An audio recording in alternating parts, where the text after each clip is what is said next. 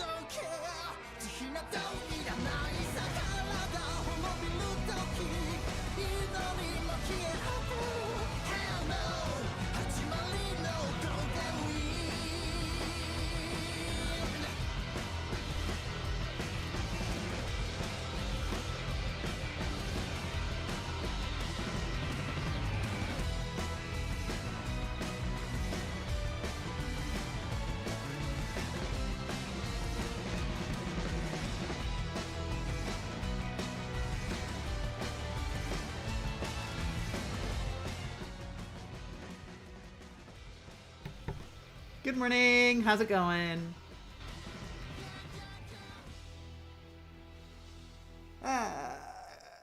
Who's ready for pain and suffering? I'm super excited. It's gonna be awesome. Good morning, Aria. Good morning, Rhythmica. Good morning, Aria. Good morning, Rhythmica. Good morning, Angel. Good morning, Aria. Preemptive good morning, Rhythmica. Preemptive good morning, Angel. You recently got into JoJo's Bizarre Adventure, and you're very autistic about it, them, and my stream notifications, everything makes you really want to watch. You're welcome.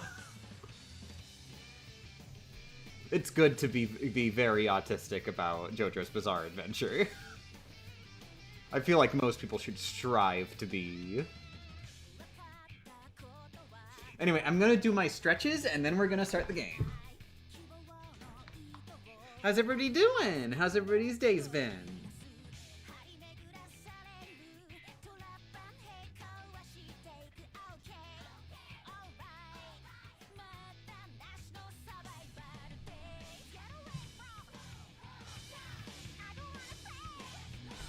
Pretty gawked? Ooh, fancy.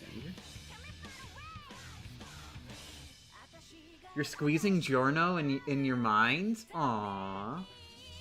He deserves it. Good morning, Nikona. Oh, good morning, Snowy. I'm not sure if I said good morning. Good morning, Grim.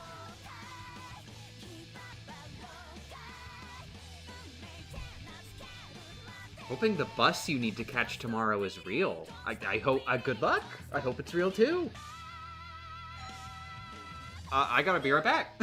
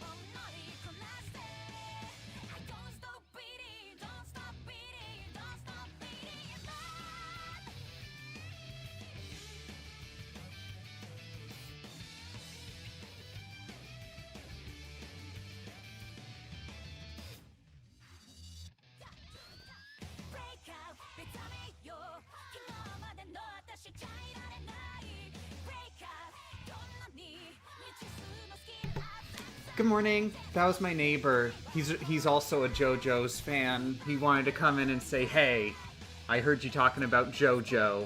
I just had to come run over and approve."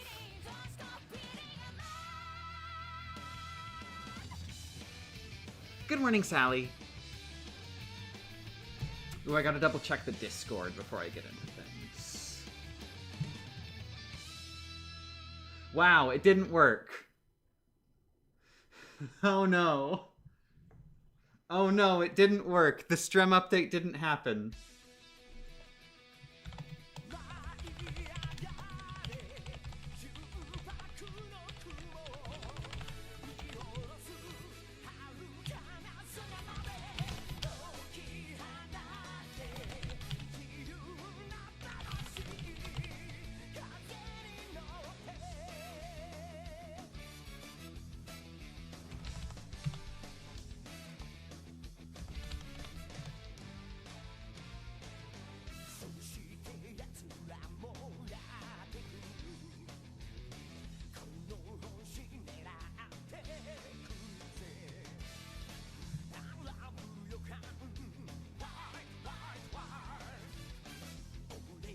Dang it, how do you get a Strem link to be clickable? Whatever, I don't care.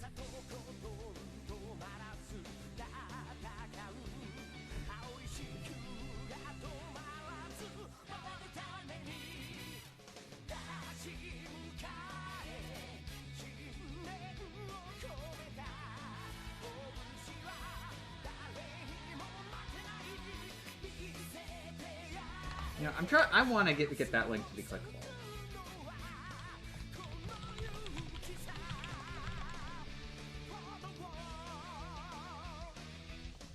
Maybe if it's at the end? No, it doesn't work if it's at the end even. What the heck? How do you make a link? How do you make a link in Discord? Usually it happens automatically, and now it's just not doing it.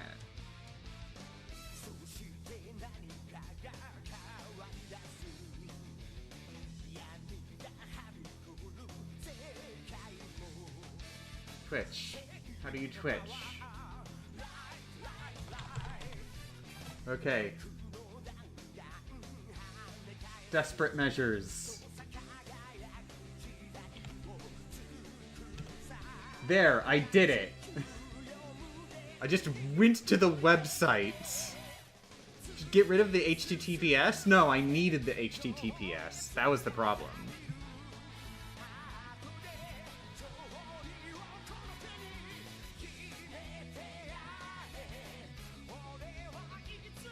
Anyway, good morning. I'm gonna go back to my stretches so I can do the Strem.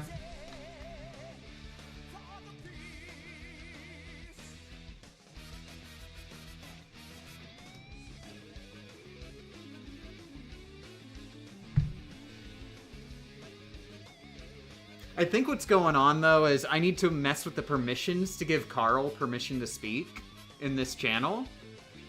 I guess Carl is being defaulted with everyone permissions and not being given the special permission to talk.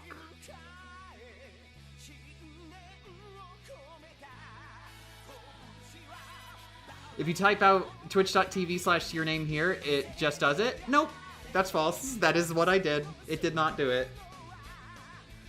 We can't just come in here and tell lies like this.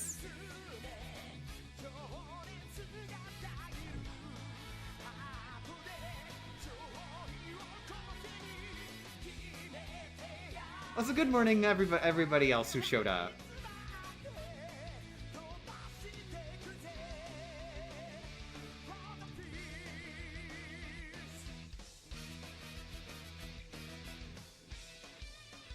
Base Detective Conan panel? Hell yeah.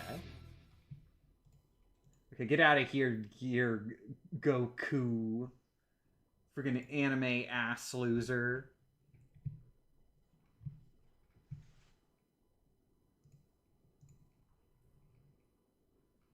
Alright, who's ready for pain and suffering? As usual.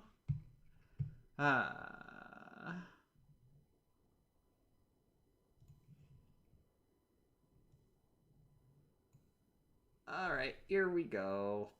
Boop. Video games.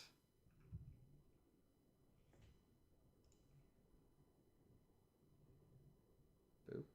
Boop. What the?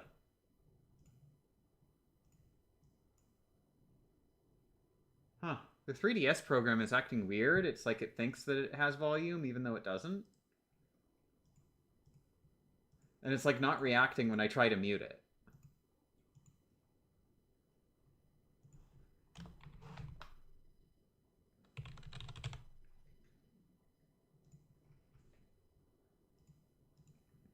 Okay, now it's working.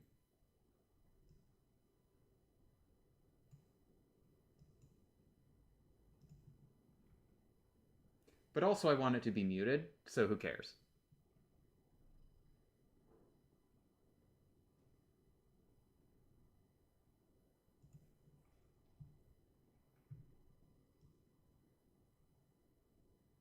Were you hearing it just now? That'd be bad. I don't think you would have been.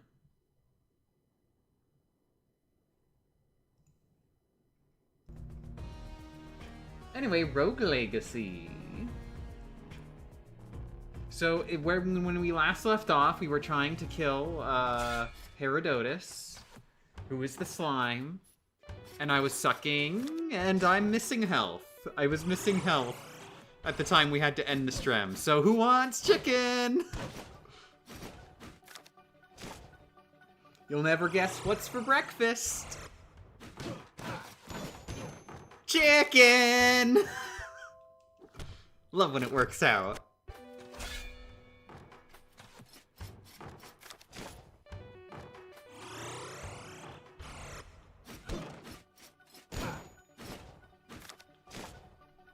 So yeah, anyway, good morning. You're doing old school RuneScape and Grime. Awesome. I don't know what Grime is. I had to spend a while working on getting my 3DS functional today. On the plus side, can finally play 999 the way God intended it. Ooh, good.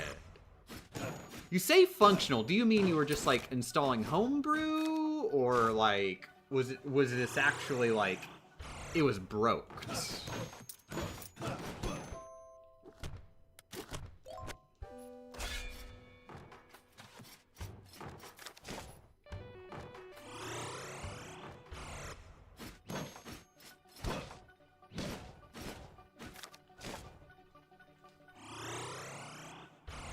Ever heard of the Rockman X Matrix randomizer? Nope. Grime is a 2D Metroidvania with Souls-like influence. If you only like to experience video games through them being played badly / challenge run, I check out the videos on the game from the backlogs. Oh no, I'd want to play it, I'd want to play it casually, like a normal playthrough first. I get stereotyped as some sort of challenge gamer, but genuinely, I enjoy playing video games, I swear.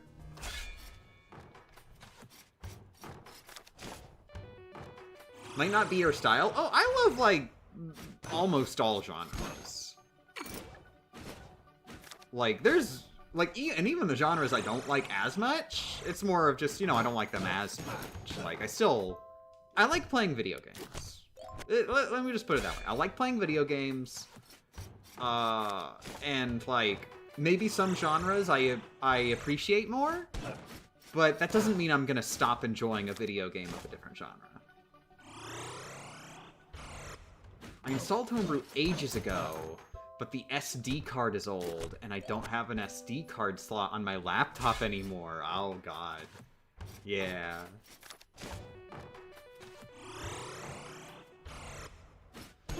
Yeah, that kind of technical stuff can be really annoying. Especially what tends to happen is I do a little bit of technical stuff on our 3DSs in like a batch thing, and then I forget about it. And then like a year later, I'm like, oh, I need to do 3DS things again. What the hell is all this? And I have to research what the hell is all this.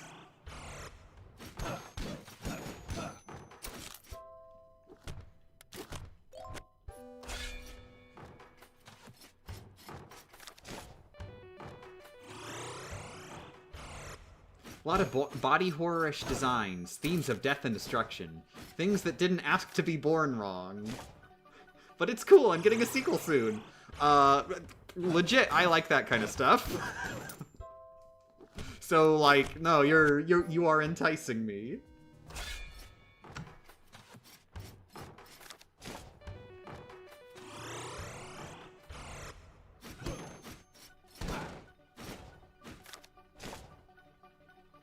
I did the very technical fixing method of I looked away from the chat for a second and looked at the wrong message, and I did the very technical fixing method of death and destruction, things that didn't ask to be born wrong.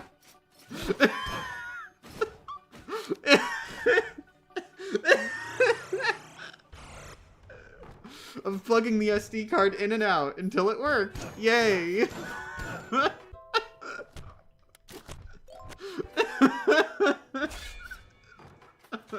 I mean, I did also try that.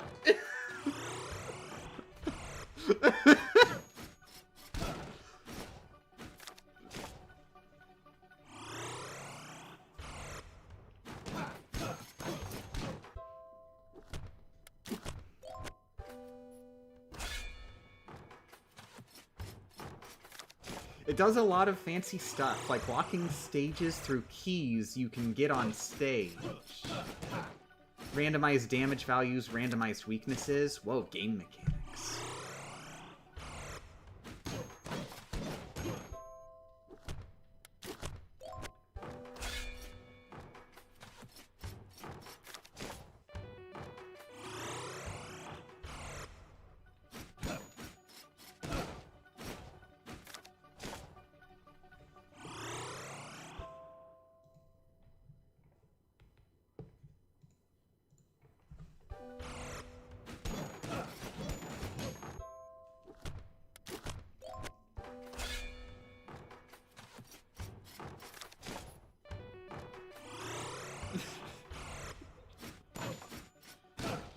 Today's gonna be a good stream. Just wait till I get to the slime. That's when it gets boring, because I have to focus. But here, the chicken farm, this is the life.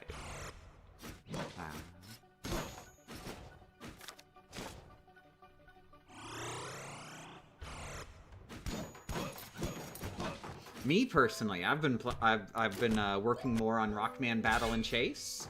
I have officially finished with my first character. I did the first playthrough as just Rockman, just you know, because I figured, well, so generally how I do things is I'll do the first playthrough as the normie character, who in this game obviously is Rockman. He's the Mario.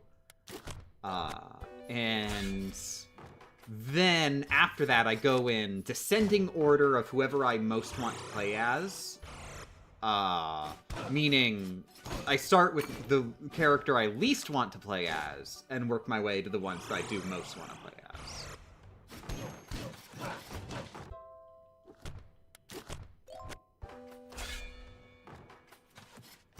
So yeah, now I'm going through as Spring Man, which, it was actually kind of tough. Like, I was actually looking through the cast and I was like, you know, I mean, they're all Rockman characters. I want to play as them all. And it came down to either Napalm Man or Spring Man, and I was like wibble-wobbling between them because I was like, I kind of, Napalm Man looks cool, and I kind of want to be the silly Spring Boy. And so it was hard, but I went with Spring Man.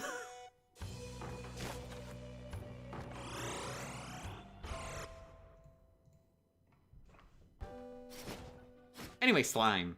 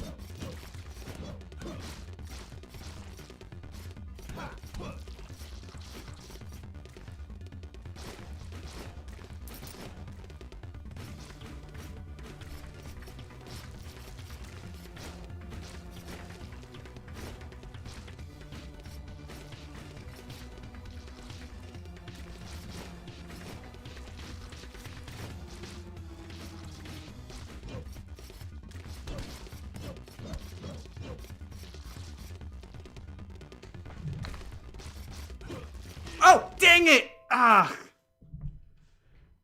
was a flub of, I got kind of, like, disoriented because I was shifting in my chair at the time. And I bumped into, my keyboard tray. And that, like, it was just so badly timed, the bumping in my keyboard tray, and I was like, oh no. And then, like, it just cascaded from there.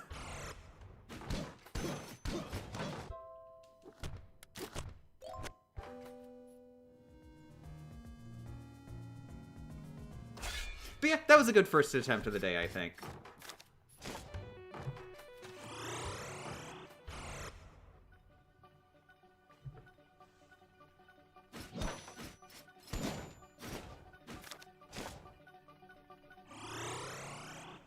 I'm not familiar enough with Rogue Legacy to know how much this challenge restricts you compared to a normal run. Can you summarize for me?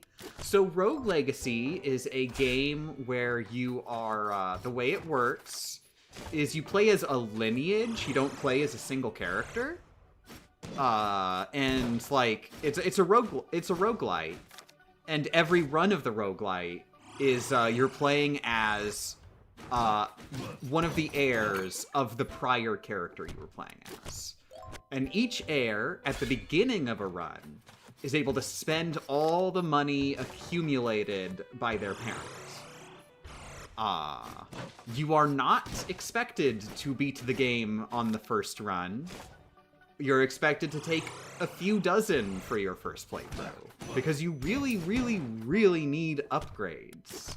The game is not balanced anywhere close to be beatable with the first character. First character just sucks, sucks, sucks. His name is Sir Lee. He was born to die. So in this run, it's a one life run. So beat the game as Sir Lee, the man who sucks and is designed to die. To give you a good idea of how useless Sir Lee is, you see that shield? The shield that he carries everywhere with him? Using the shield is an upgrade that you have to purchase. Sir Lee has so low intelligence that he carries around a shield with him that he literally cannot use. He does not know how to use it. He read somewhere that shields are able to protect people from death, and so he drags one around with him. He's not sure how it works, but surely it's doing something.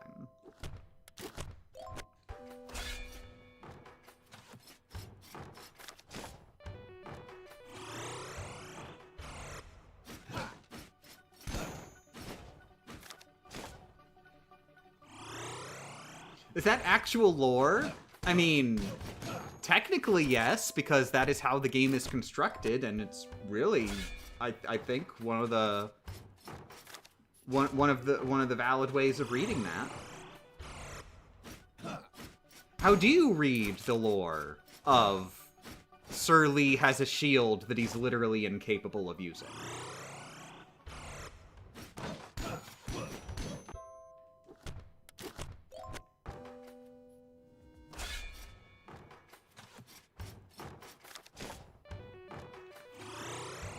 I mean, if he never dies, he's not wrong. He's been lucking this thing around all the time, based purely on confirmation bias. He is yet to die while using it. So, yeah, you're right.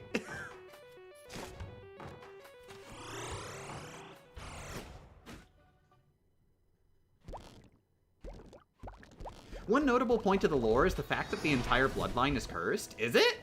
Wait, is the entire bloodline cursed? I don't remember that.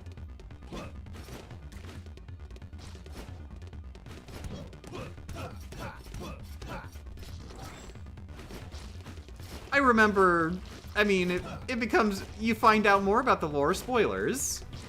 I mean, one guy in the line was a dick, but I don't think they're literally cursed.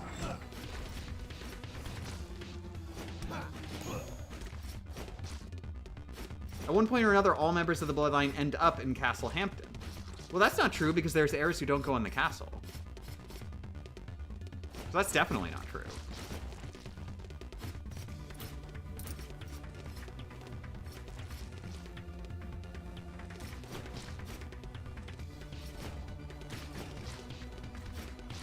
I think it's more of a figurative curse. Like, yeah, they all end up going into the castle, but that's because, like they choose to.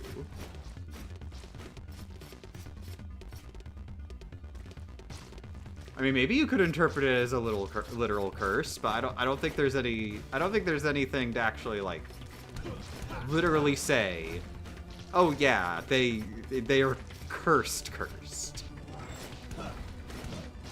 In fact, the way the game goes, I would interpret it as the opposite. They're not cursed to go into the castle. They just choose to. And that's sort of the curse in itself.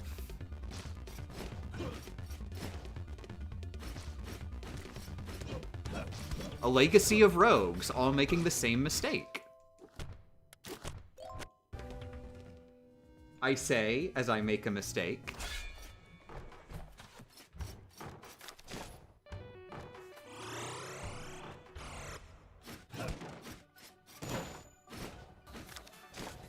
Thank you very much for the subscription, Nick Bloodfart. I'm so sorry.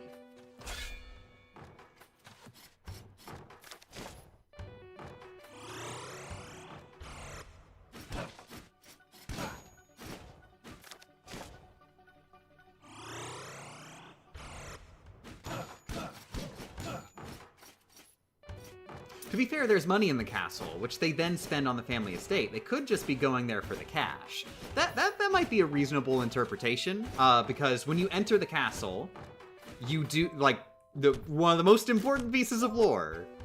The castle is guarded by Charon, and he demands all the money. Oh, Zoim is here, and Zoim wants money. Good morning, Zoim. Zoim wants the money. But yeah, Charon demands all of your money when you enter the castle. And so basically, each heir starts life completely 100% destitute. Except for the castle for some reason. I feel like that's a little bit of a plot hole. Like, it seems weird that they don't have a castle at the beginning of the game. Like, just based on the lore, what happened to the castle? Like, it seems to be the implication that they lost the castle because of someone in their lineage going into the castle originally. Going into the cursed castle.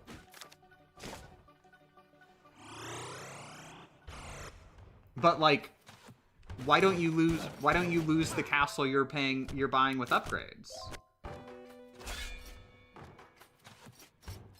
Cool thing is, though, there are a couple little plot holes in this game that actually get answered in Rogue Legacy 2. I don't want to say what. For all I know, even the thing I'm saying ends up getting answered, and I just haven't found the answer yet. or recognized the answer, because it's kind of one of those things where you find the lore and you have to piece it together yourself. It's not even a guarantee that you realize what lore you've found.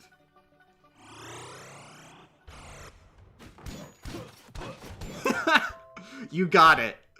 Sir Lee traded in the castle for the shield.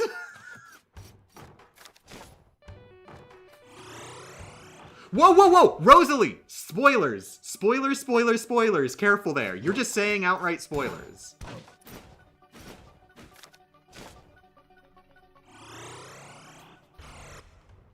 That's also not something from this game, for the record.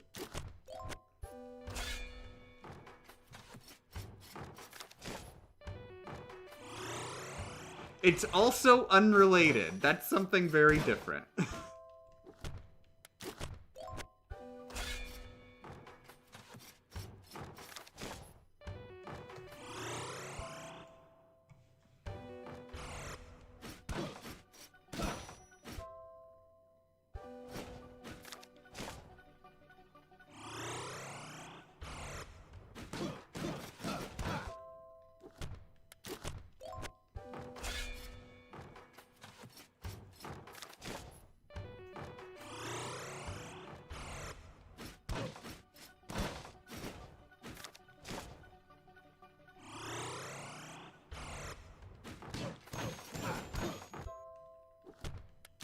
Okay, I'm gonna have to do some actual moderation because I'm seeing things that may very well be actual spoilers. Do not do that.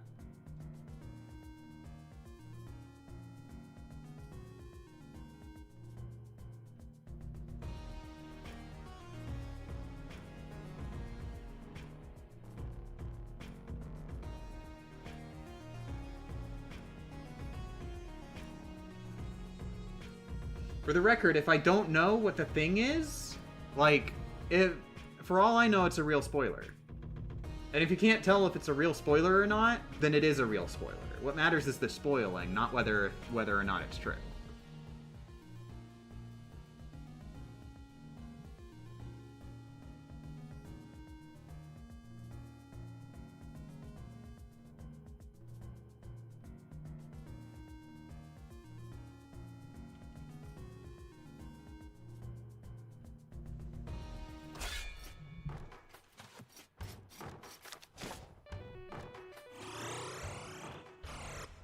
Anyway, what were we talking about? Rogues, legacies.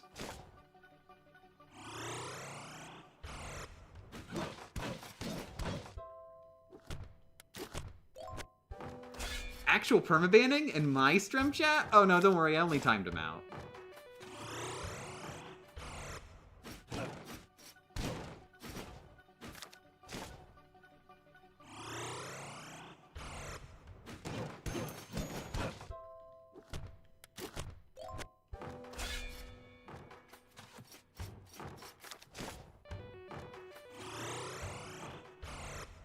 Oh, whoops. That was wrong.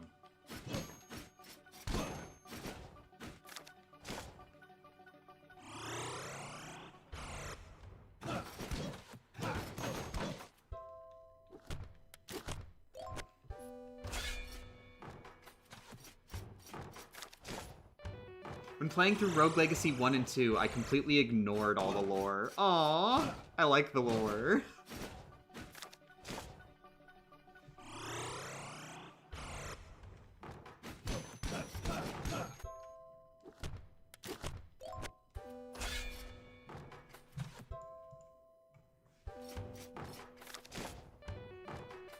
It's got that fun kind of lore where it's like, the lore explains all the stuff that literally only exists to be a game mechanic, but like they went out of their way to have these in-depth explanations anyway.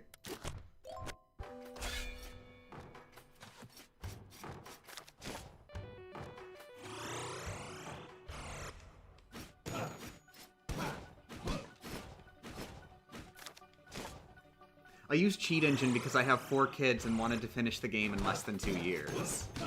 Valid.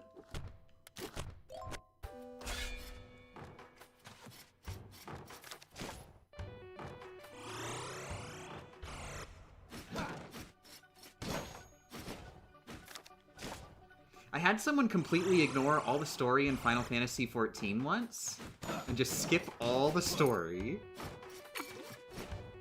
Then wanted me to explain the entire story up to, like, the 4th expansion.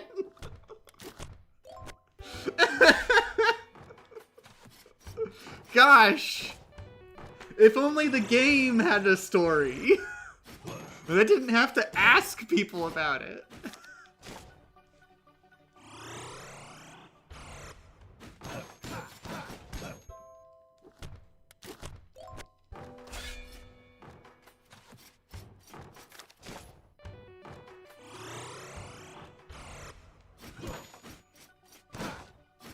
To be fair, they had ADHD, but on the other hand, F, my dude.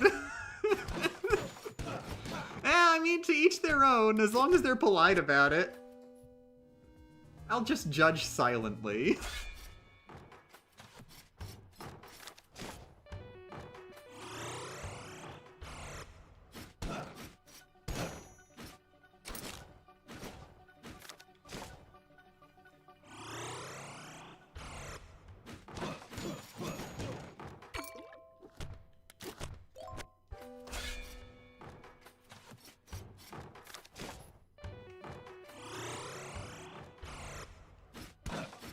Unrelated, but the Castlevania-style wall furniture chicken is making me want chicken.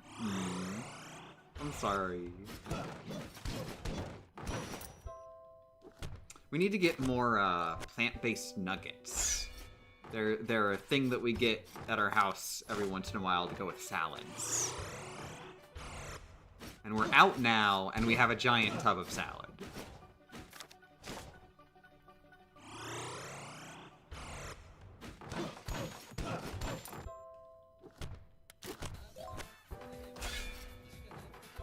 Thank you very much for the subscription, Iona.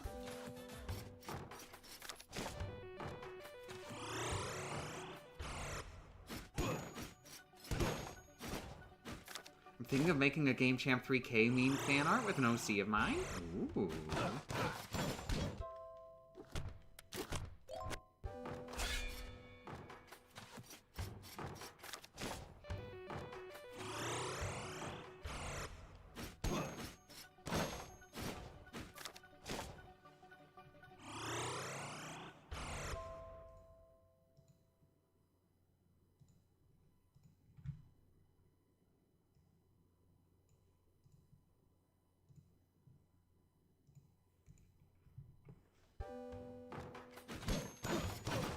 Yeah.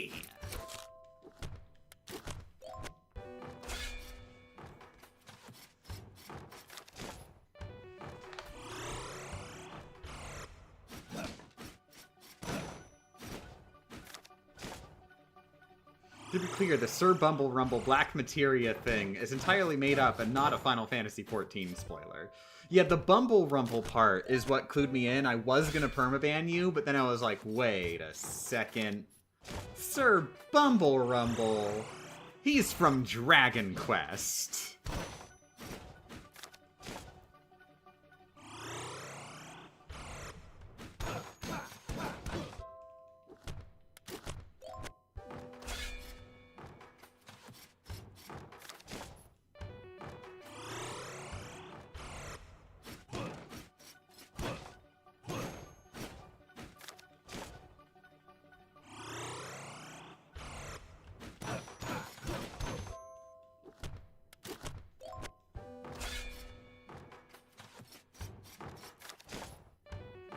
Out of curiosity, why 3K specifically?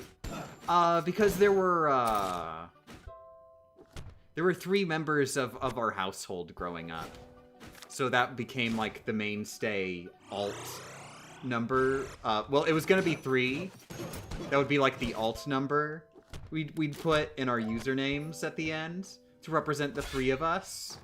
But then 3 was taken, so we added in 3,000.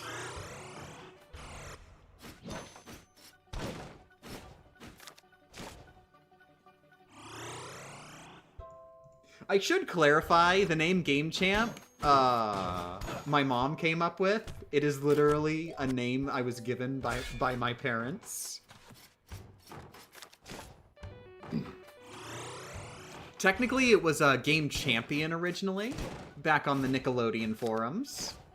And then later on, it got shortened to Game Champ, because, you know, that's snappier. And also Game Champion was taken.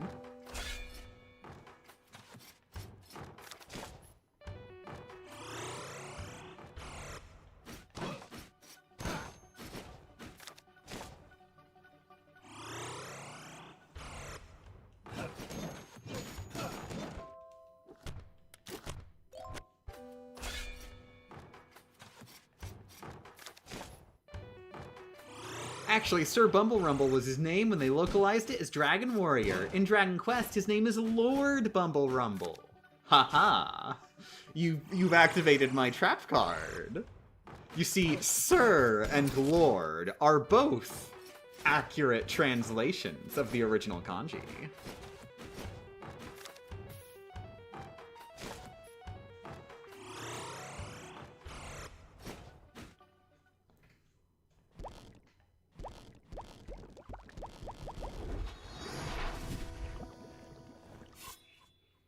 Oh, I thought it was ironic. I mean, it is.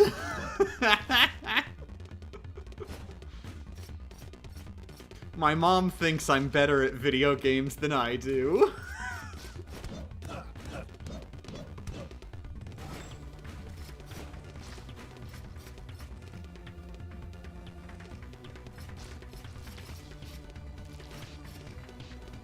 Well, so your mom named you at birth and at login? Did she name you at transition too?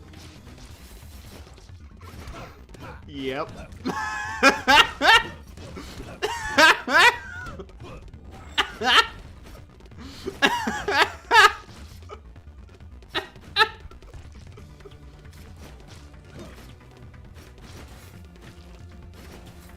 No, actually legit, it comes from my middle name. Technically, she didn't come up with the altered form of it. She didn't come up with Michelle, but she came up with the name that got transmogrified into Michelle.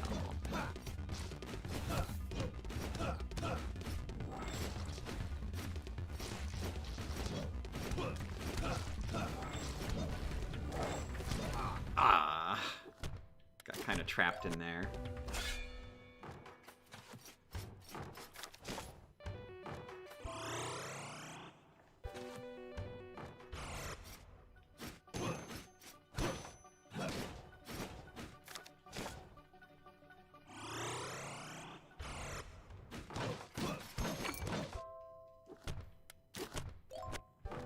My mom was also responsible for my OG online babe. Wow, that's really nice of her.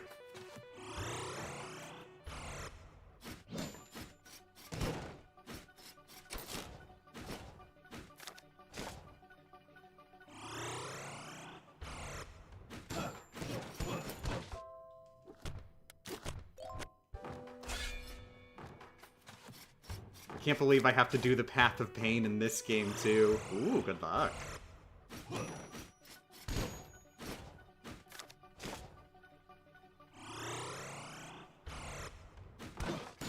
You better be talking about Rogue Legacy, because if that's a spoiler for Silk Song, I am permabanning you.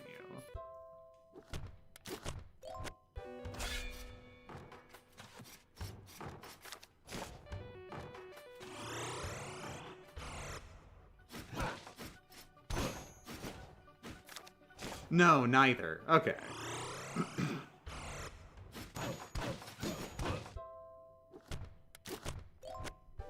Is there any reason you don't check the candelabra in the Land of Darkness room you warp into initially? Because that is a permanently destructible object, so, like, it really doesn't matter that much. It's a potential 3% chance that I get a chicken that I only get to roll once, so, like, why even bother walking over there?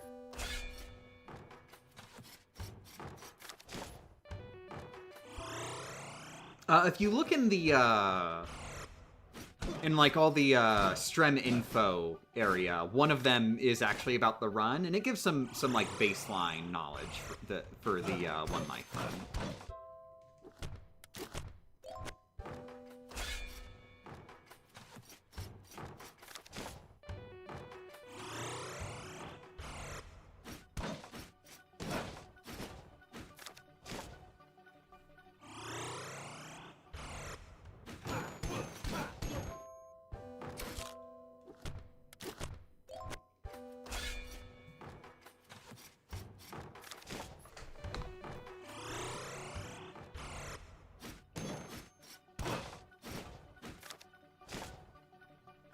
morning, Gaming Warlord.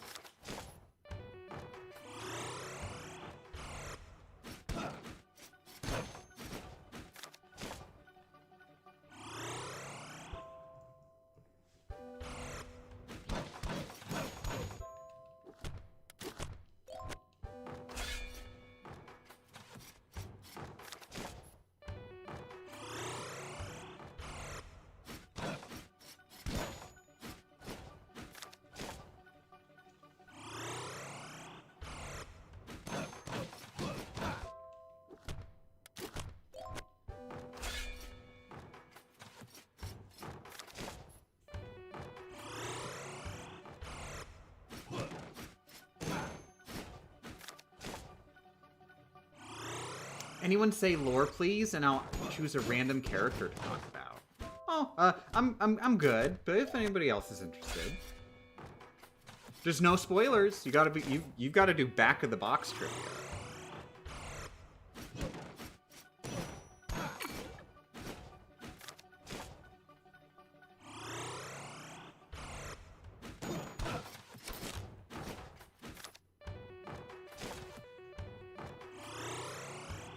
Slime time.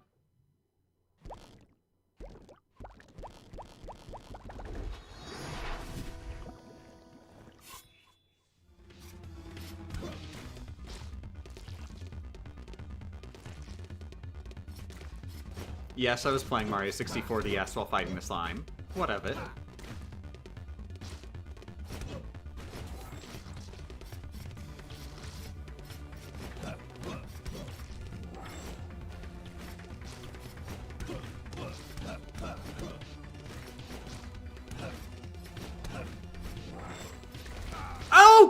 God dang it. I thought it was doing okay.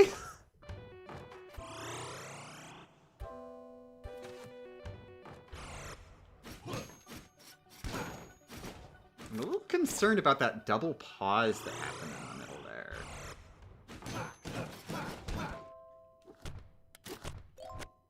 I'm not sure exactly what happened.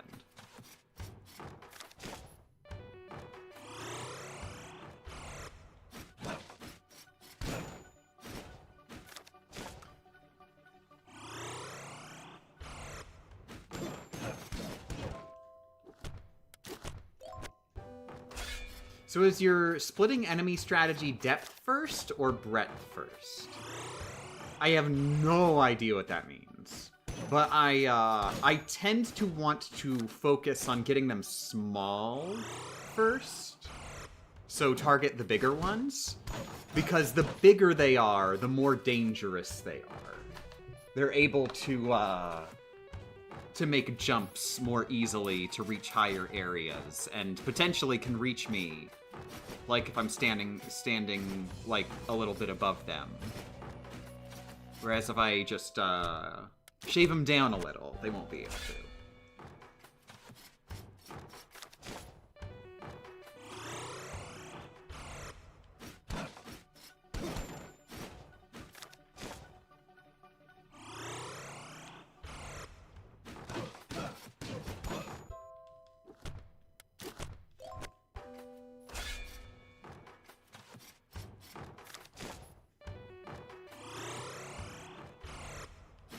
The terms come from algorithms and how you explore a tree structure. Oh. They are tree structured, aren't they?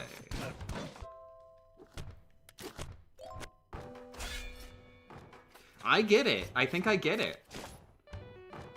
breadth is like covering a breadth of the graph, whereas depth is going down one little part of the graph.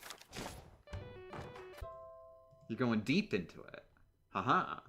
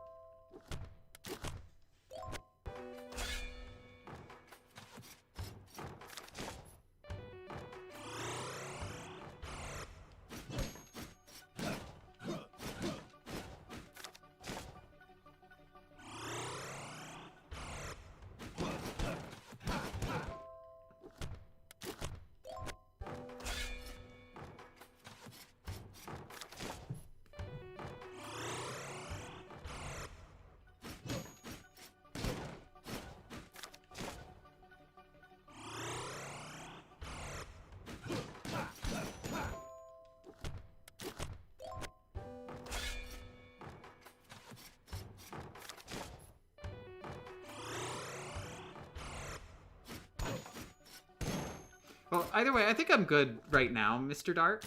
But thank you for the offer.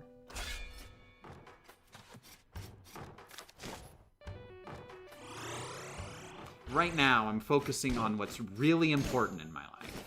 Super Mario 64 DS and RuneScape.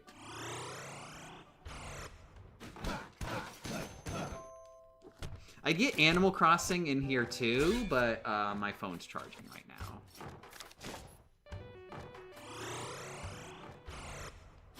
I forgot chicken. Wait, chicken spawned? No way. I completely missed it. Oh wait, you mean it's important in my life. Okay, I was worried for a second. I was like, what? I got so distracted that I just spawned a chicken and walked away?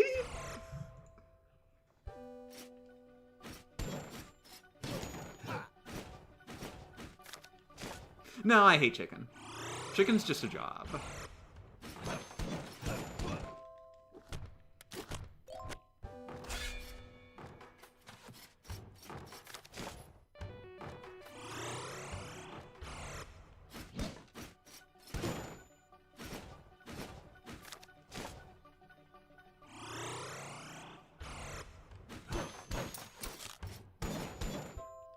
Could be worse. He could have missed a shiny. You can get a farming situation set up for shinies. Whereas this, farming for chickens, it's completely random and hell.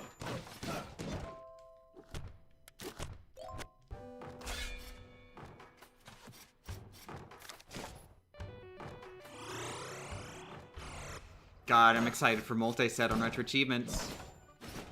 We're getting it soon. It's coming. You'll be able to catch a shiny and get an achievement for it, even though you're playing the main set.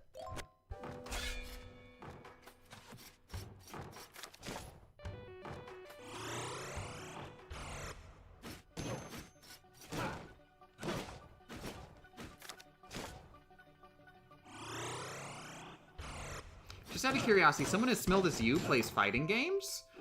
Single-player campaigns of them, not really multiplayer. I'm not really that interested in multiplayer. And even then, I haven't gotten around to playing a lot of them. I'd really like to. I do like the structure of having, like, a bunch of unique characters. Right now, technically the one I'm in the middle of is Street Fighter 2 on Retro Achievements. Original arcade version, that is. I'm gonna have to play a lot of Street Fighter 2s.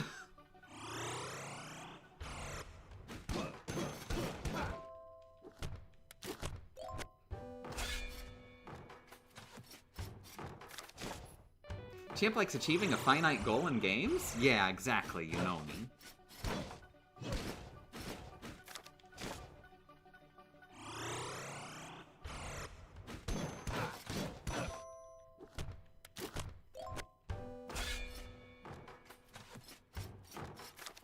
But release order, you have to play Street Fighter 1 first. Who told, what? Wait, I just said, all I said was currently I'm in the middle of Street Fighter 2, and you come in here and say, but you didn't play Street Fighter 1, as if that's safe information for you to believe. I played Street Fighter 1. It's terrible. Would you believe in Street Fighter 1, like, the Hadoken is, like, technically there, but it's basically a cheat code? Like, genuinely, like, doing that input is so precise and stupid, and it's so overpowered, like, that it really feels less like a special move and more just a cheat code. Like, the devs included it just as a joke.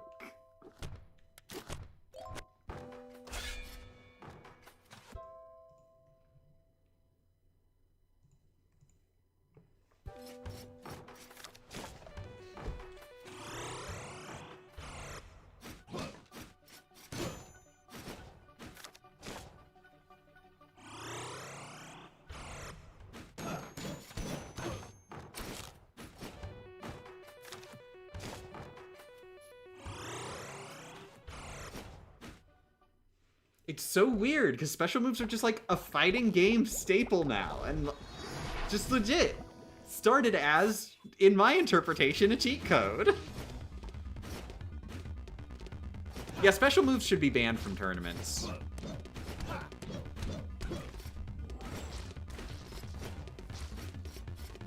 Bring everybody bragging about how good at the game they are. Meanwhile, they're using cheat codes all the time, non-stop.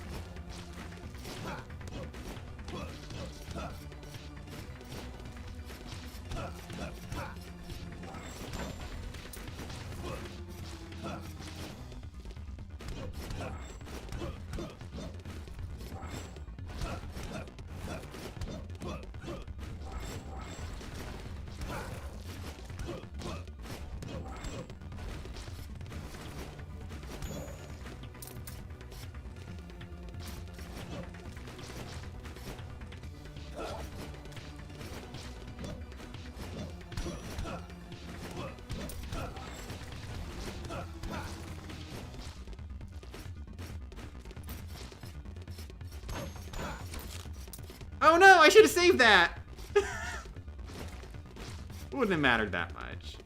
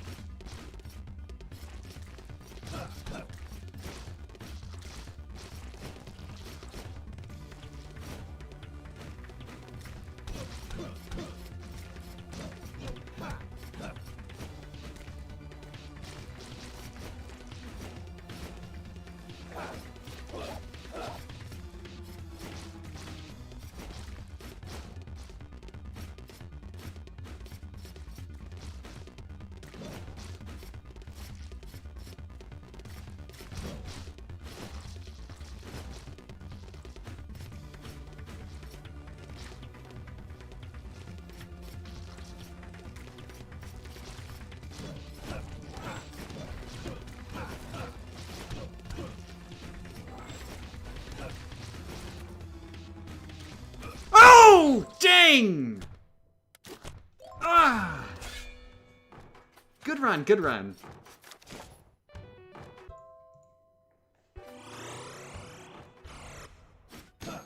But yeah, I think I think during that run, there were a couple points where it did kind of demonstrate, yeah, small slimes are better than big slimes. Or like they miss a jump, or barely scrape by me.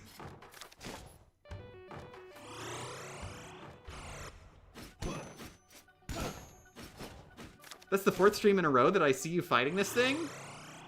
Wait, isn't it only the 4th stream? I didn't get here on my first day. Or is it the 5th stream? I feel like I should be the 5th. I didn't get here on the 2nd day, I don't think. Did I? Huh. I'm not sure. I'm actually genuinely not sure. It's all kind of a blur. I just remember beating Alexander really, really quick, and then going into Herodotus the same day.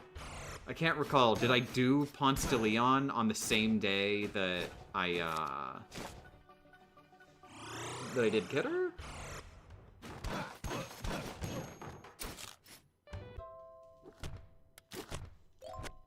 Are we farming? We are now.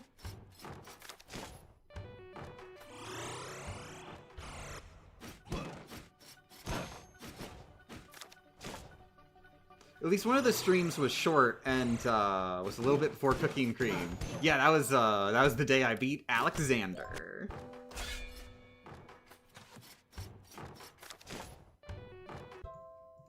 Is this segmented by boss then?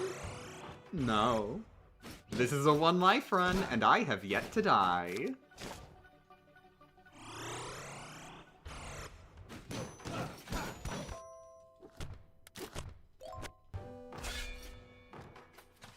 Also, good morning, feed. Thank you for the well wishes. Hope you have a good night. I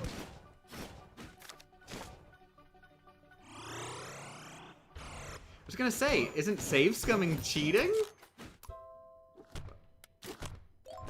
Do you think I'm save scumming right now?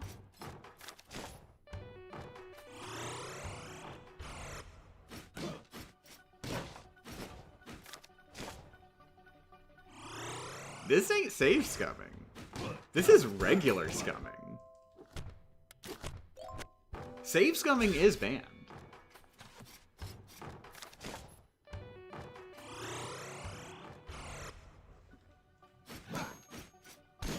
Like, legit, I have not died.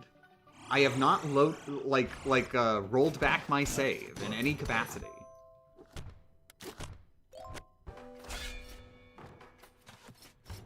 What you are seeing me do is quit to menu, which is just like a mechanic you can do and is very much allowed.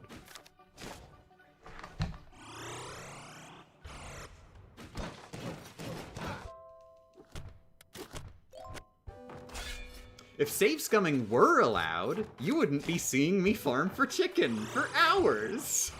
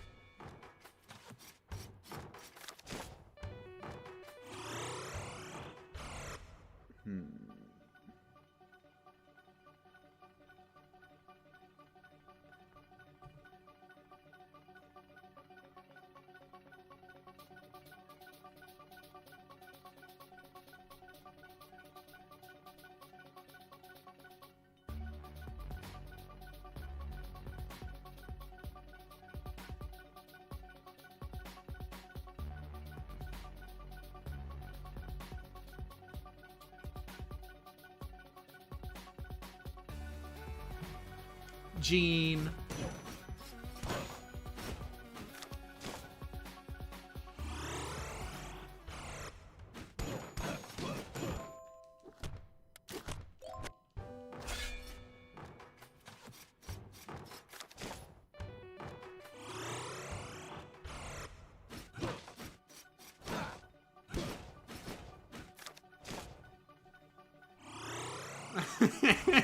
Imagine being any of the bosses. You keep getting attacked by some nerd, and as soon as you get a hit in, they go, "Alright, now I'll show you," and run away, and come back in a couple hours with a bucket of Colonel's original recipe.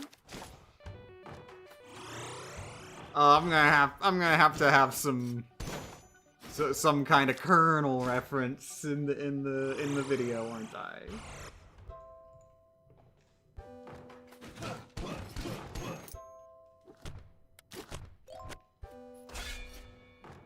My favorite piece of trivia, which I'm sure everybody already knows, but I just want to say it anyway, on the off chance there's somebody here who doesn't know, is that, did you know that the Colonel, the actual guy on the face of Kentucky Fried Chicken to this day, like, actively petitioned against KFC, saying their recipe sucked after he left the company, and, like, they changed the recipe, and he was like, how dare you?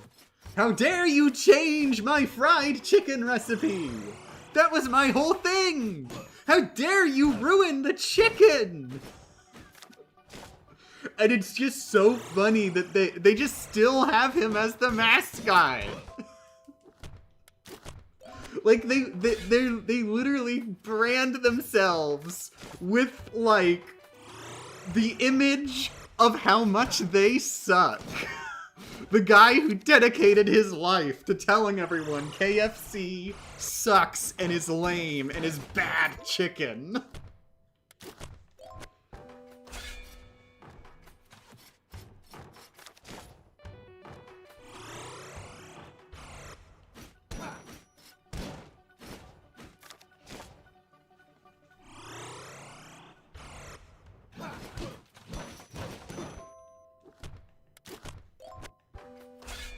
Happened to my buddy Kojima.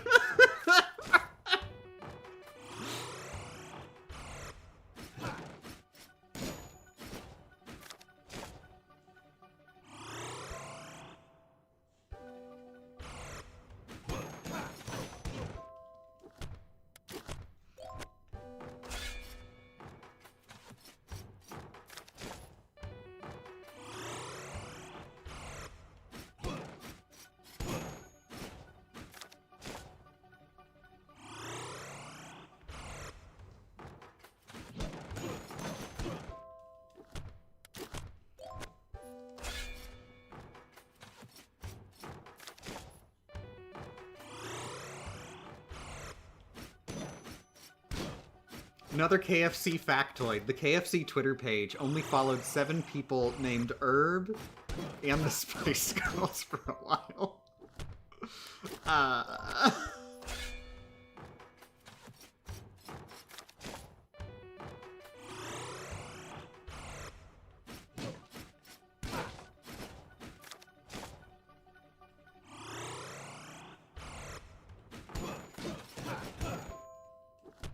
How many Castlevania games have I played? I've played 1, 2, 3, and GBA 1, 2, and... Is there... I think GBA 1, 2, and 3. Which I did accidentally sort of go out of the order. I assumed the Game Boy games were earlier than they were. And then I realized, wait, I'm stupid. But yeah. Basically, the next game in the play order for me would actually be Rondo of Blood, which I'm really excited for. Have I not played Rondo of Blood? Nope, but I'm really excited for it. Oh, by the way, good morning, Lennox. But yeah, unfortunately, I need to do, like, achievements for Castlevania 3 on Retro Achievements, because, like, I had mastered it originally, then either it got a revision, or I'm thinking of just, like, the Japanese version set. I'm not sure which, but I really want to do those before I move on.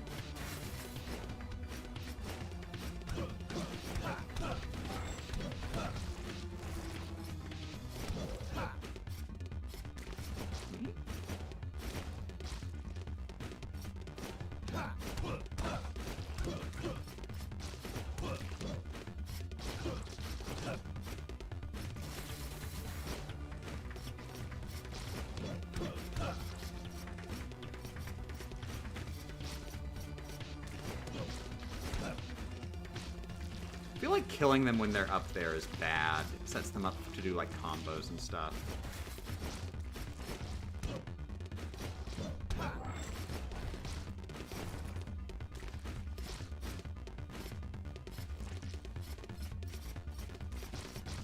Unfortunately, they love going up there.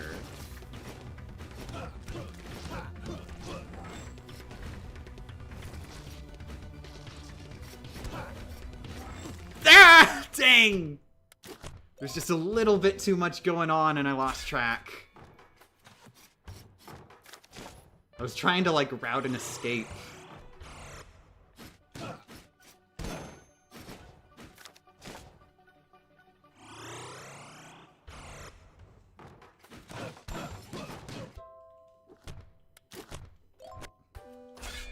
You mean Game Boy games, right? Did I say GBA? I said Game Boy. I said Game Boy. I said regular Game Boy.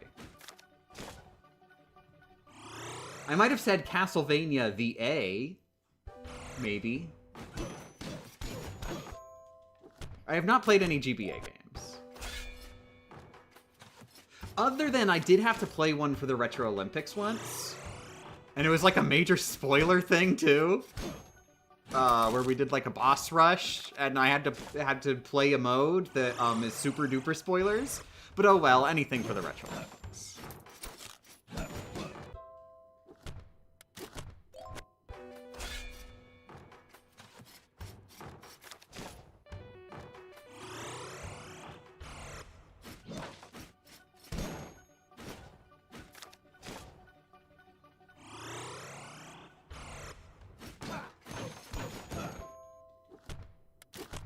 I'm currently playing Wonder Boy in Monster World. Hells yeah. I need to play that series.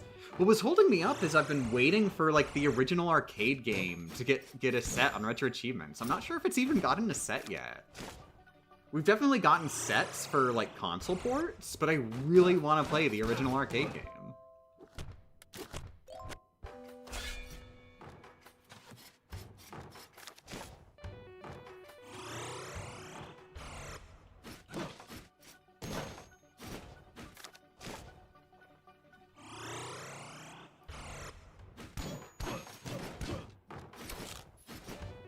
Cool. That was a short grind.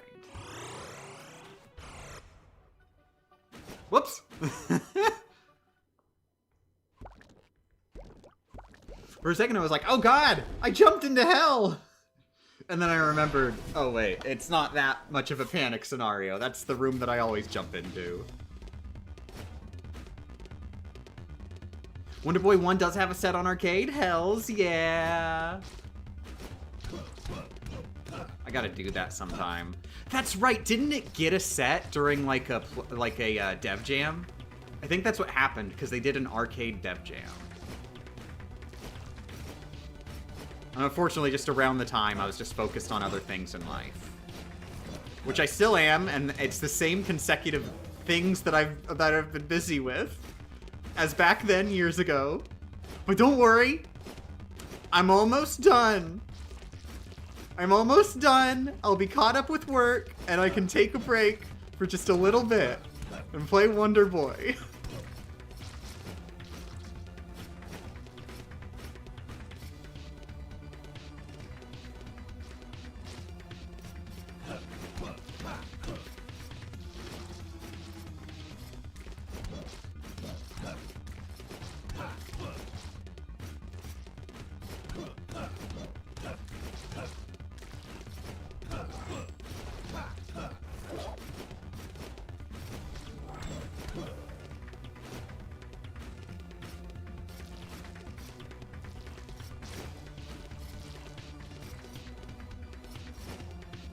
Oh! Whoa! Whoa! Ah!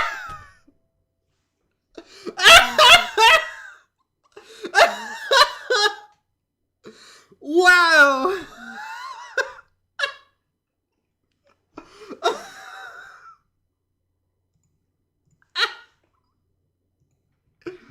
They came back for revenge!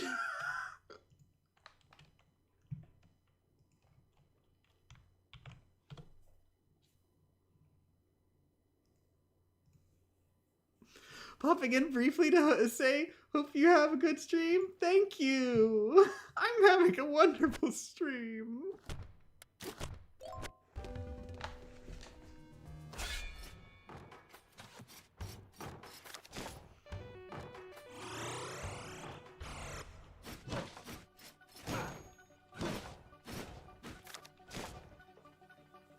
Yesterday I played Wonder Boy 1 on Master System to relive my old Master System days and vindicate myself for not playing that one as a kid. And boy, that game is long. Is it really? Oh god.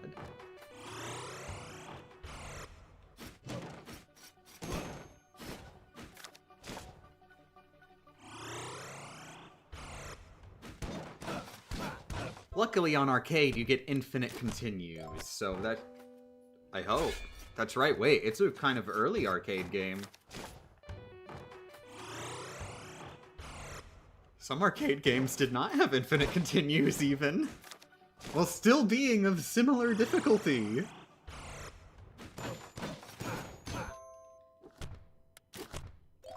The really fun ones are the arcade games where they have infinite continues on every level except the last level. They just pull out the rug and go, neener neener, now you gotta replay the entire thing.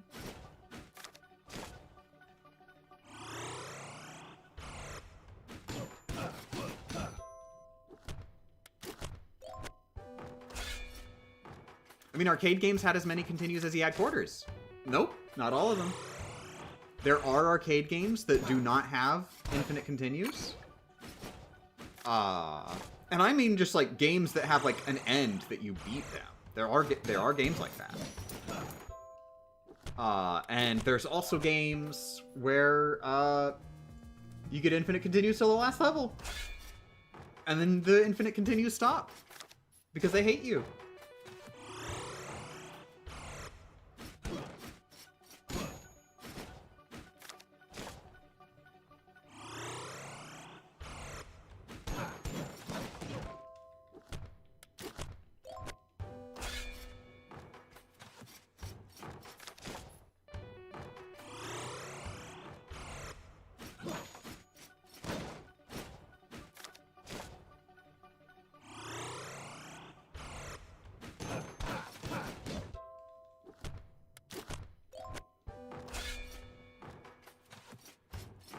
Anyways, I just brought this up because the game you are playing right now reminds me of that a little. Ah, yeah, I can see that. Yeah, I remember I have wanted to play Wonder Boy in Monster World for like a million billion years. Because way back, I played Maple Story a lot. And then on like one of the like Sega Genesis collections, they had Wonder Boy and Monster World, and like, what the heck? Wonder Boy and Monster World is literally Maple Story. I was immediately like, oh, Maple Story is a ripoff of this.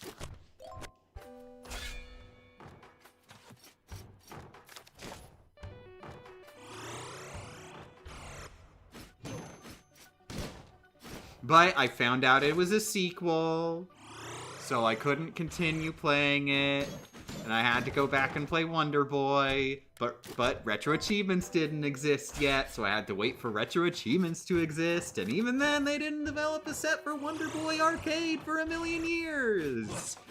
And then I got a job, and I got married. There's a lot on my plate, and I'm having difficulty finishing it all.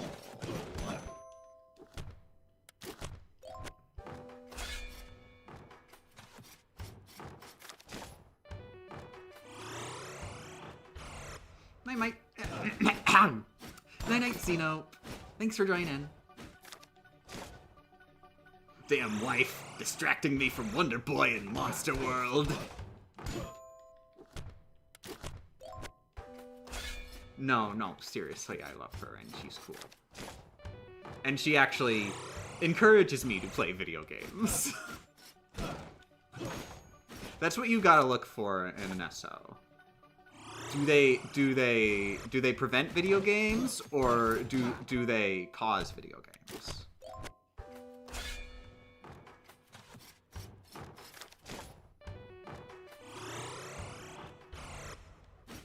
Rebecca is my wife. She is particular. Please don't call her Becca. Call her Rebecca. Rebecca for everybody who doesn't know her personally, basically.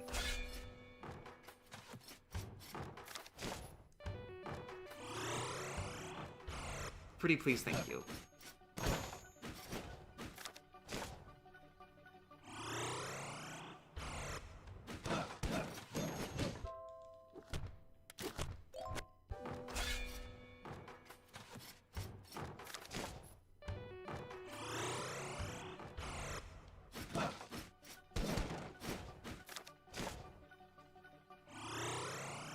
I'm still kind of sad.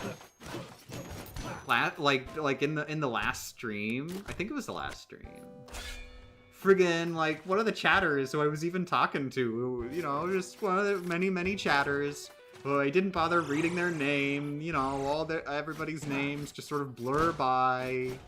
I'm all distracted, and they say, okay, I'm leaving now, good night, and I'm like, oh, good night, reviewed to death. And at that moment, I'm pretty sure he had already left is when I realized, oh, reviewed to death. One of my favorite YouTubers. Damn it. Literally had a shiny in the chat, and I did not even think to throw a Pokeball.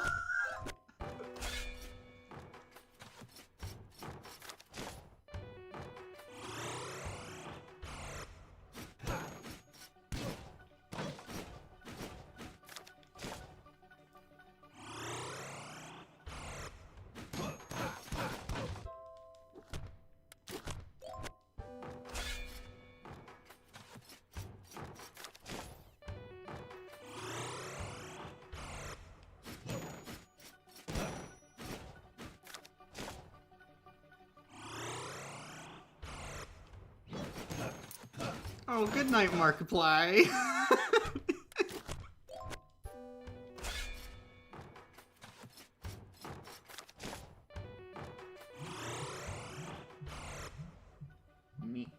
He's upstairs. Actually, I do have to check in on Cat. You know what? This is a good time to just do a little short bathroom break. So I'll be right back.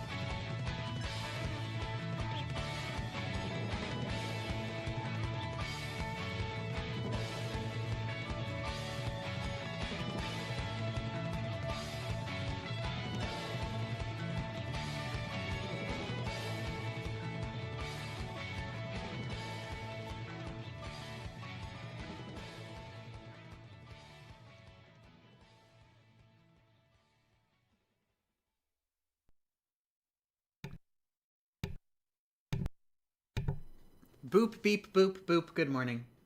This is Like a Dragon music, right? If it is, then I friggin' need to play Yakuza right friggin' now. No, it's one of the many Conan themes. And I'm pretty sure Conan themes are made for the anime first and foremost, which means if they got this song on there, they got a Conan song, not just a licensed song. I wish it was in Like a Dragon. Dang. I wouldn't put it past them. Just like, I know they've got like a bunch of dumb minigame stuff in there, and I wouldn't put them past them to just put random karaoke songs that are popular. Like this one. I don't know if it's actually a popular karaoke song, but I know they gotta have it in karaoke.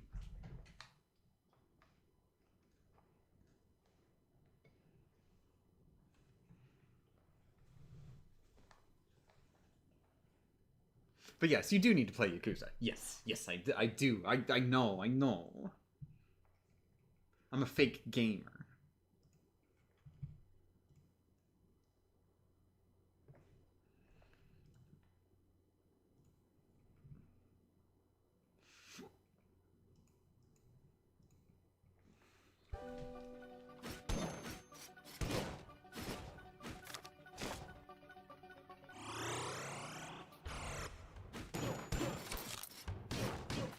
Wait, the stream title doesn't say you're not fighting gold this time. Does that mean you are now fighting gold?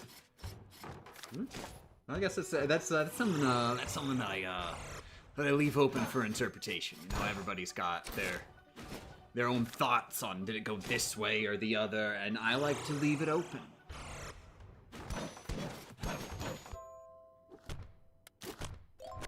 Welcome back, media winner, square root of 9 million. Aww, thank you for welcoming me.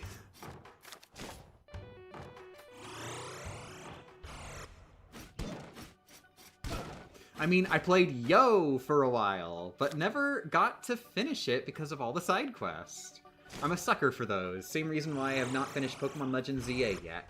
I mean, if you played Yo, then you're like, what, 10 games into this franchise? You're making real good progress. I say, knowing inevitably that you did in fact skip video games. To each their own.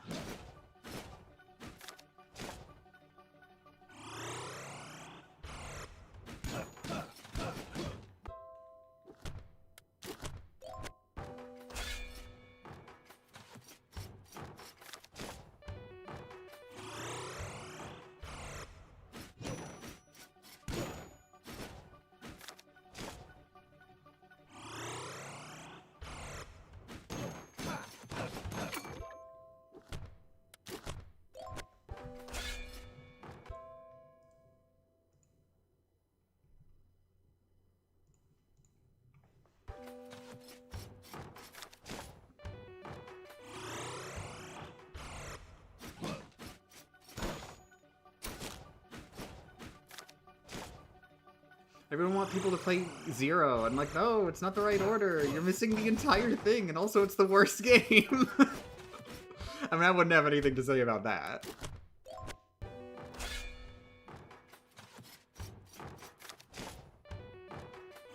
No, I'm not doing it like you. Spoken with exactly the amount of malice that I think should be there. I started with Yo because I wanted to play the first chronological game, and I do know there are spoilers in that game for the future games. Oh, I mean, you do you. You do you. I always recommend that people play games in the way that they want to play them most. I also always recommend that you'll enjoy them most if you do release order. And I cannot fathom the idea that anybody would enjoy them in any other order. But, like, if you don't got my brain worms, then good on ya. Satisfy whatever brain worms you got happen to got.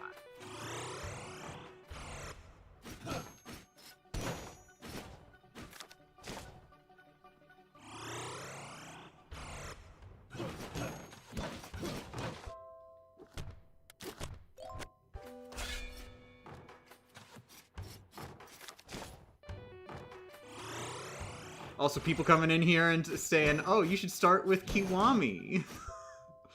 No, no. Remakes or sequels. No.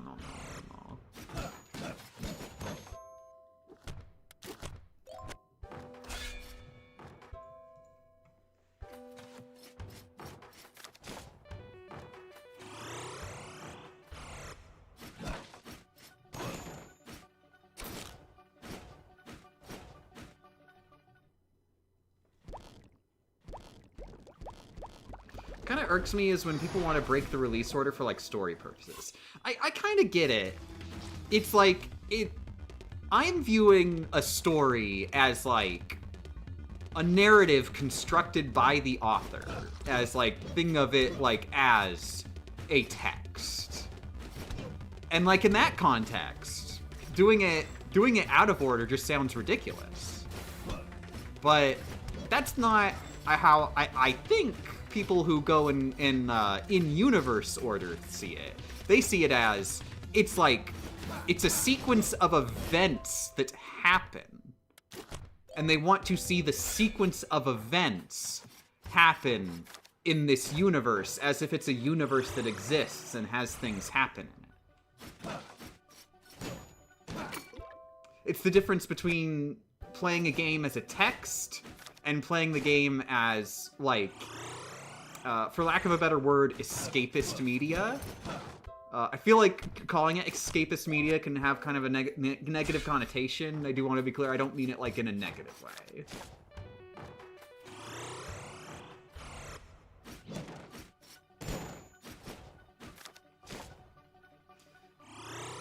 It's the difference between doing a book report and wanting to exist in another world.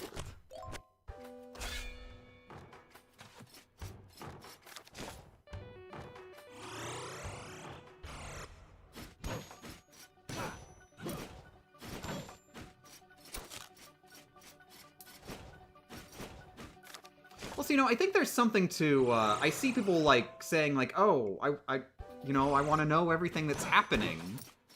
And, playing the prequel, it explains everything that happened before. I think there's something to that. In the prequels tend to assume that you've played the future games, and so they'll just throw on information that is major spoilers. But, like, for someone who doesn't care about, like, the narrative, and they only really care about, living in this world, like, information helps them. Like, just give me the information right now, please. It helps them in their goal.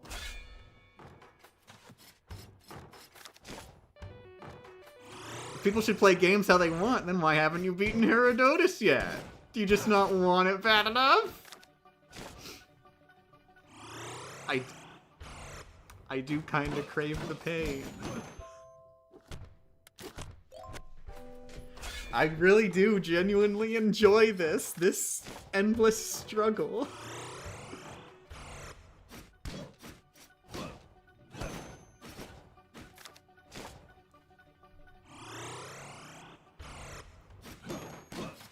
I'm sorry, I'm kind of missing all the conversations on all the messages on this conversation. It's one that I do want to keep up with.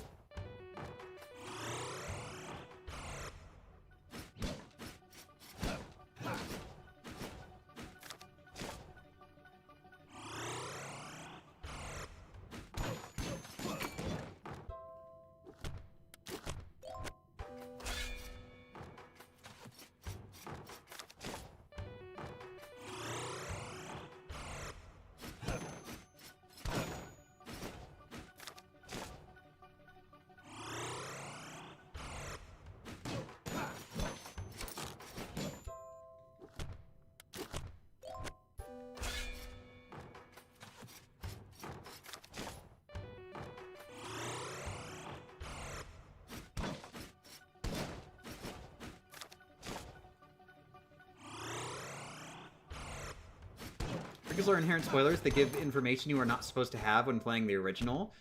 Heck, not only that, you say, quote-unquote, information you're not supposed to have. Information that doesn't exist.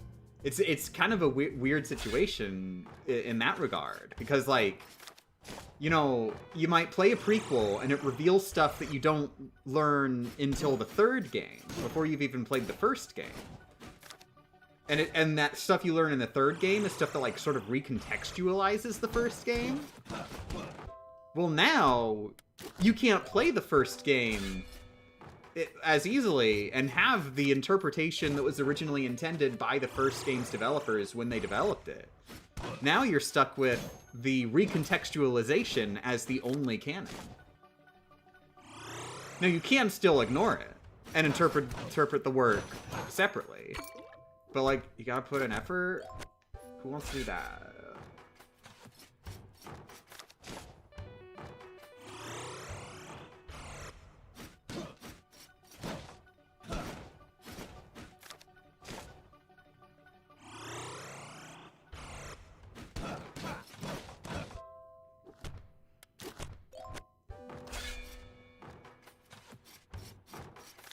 The only maybe exception I understand, because that's how I watch them, is Star Wars, because it somehow works either way.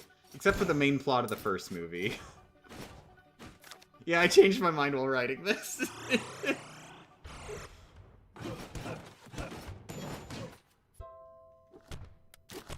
You know, going in in-universe chronological order works, from a certain point of view.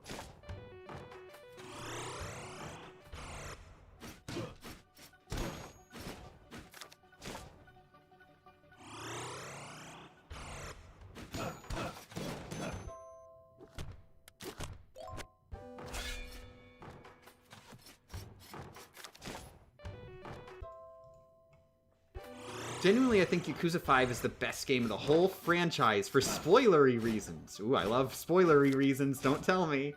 But it kind of ruins it that they made more. Ah, the eternal struggle.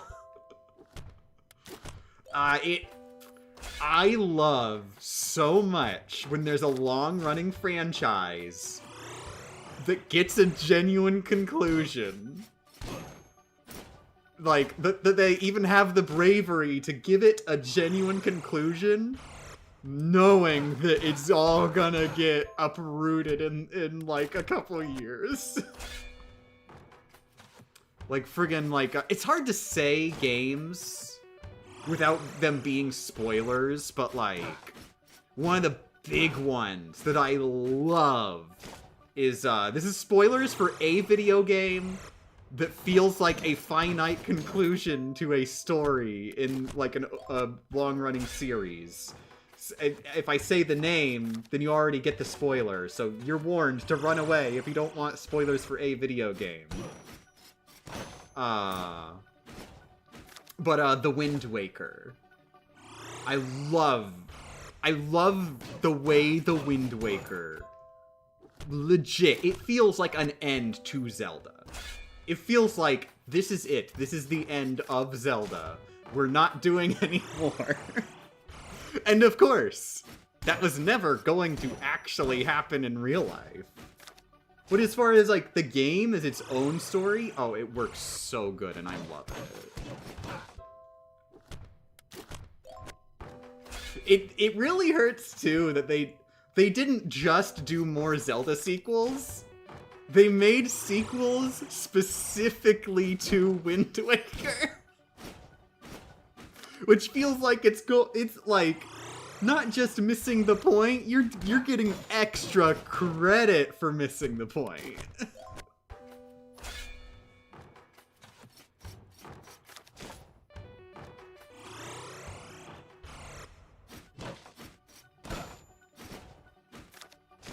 Also, yeah, I did notice I was gonna respond after I finished my thought there. The Cellar Door released a trailer for the next game. Awesome. I have not seen that. I wasn't aware. I wouldn't want to actually watch it. I actually messed up. I started Rogue Legacy 2, and then I was like, wait, they released a game in between Rogue Legacy 1 and 2, and I wanted to play it before Rogue Legacy 2. In fact, I installed it. Full Metal Furies, I think it's called. It's installed on my computer, and I forgot it exists and started Rogue Legacy 2.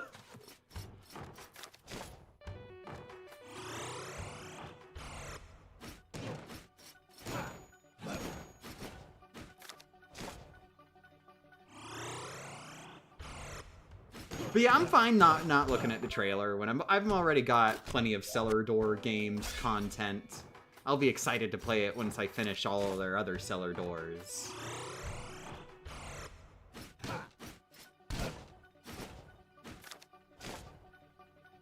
Ooh, another one which stings a bit the way we ended up getting sequels was Sly 3.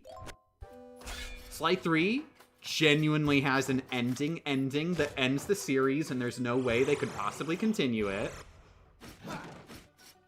And then we got literally a fan game in Thieves in Time, where they just say, never mind.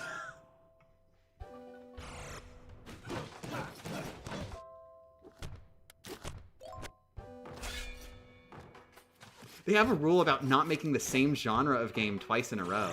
Oh. That's neat. I like that.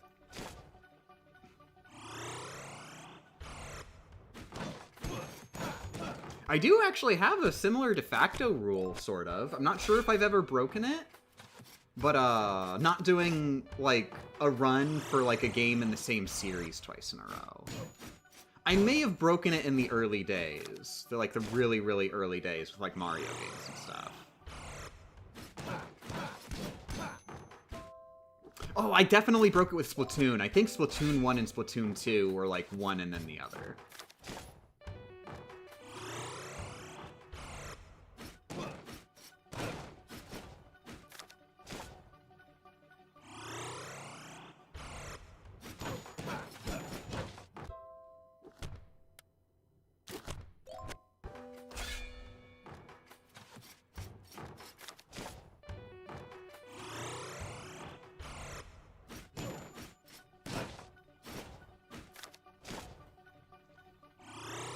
Say never mind, end the fourth game on a cliffhanger, the series dies. To be fair, people like make big talk about like, oh, Thieves in Time ends on a cliffhanger. No, it doesn't.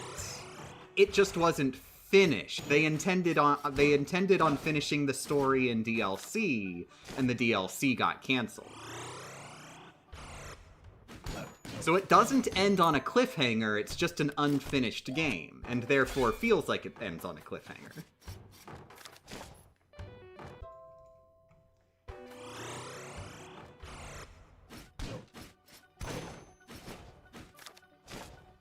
There's nuance here.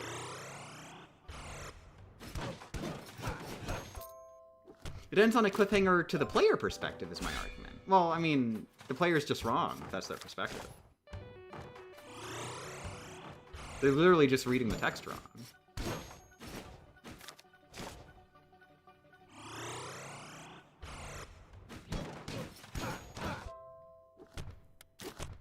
I subscribe to death of the player. That's my way of interpreting media.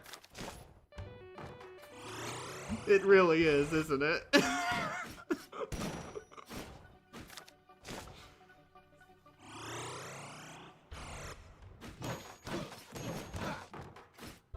Went to check. The last time you broke that rule you mentioned was Bowser's Fury. Are you counting, like, the 2 parts? Or did I do, like, 2 games directly in a row? I wouldn't count a 2-parter as breaking the rule. So unless there was another Mario game that was, like, directly adjacent.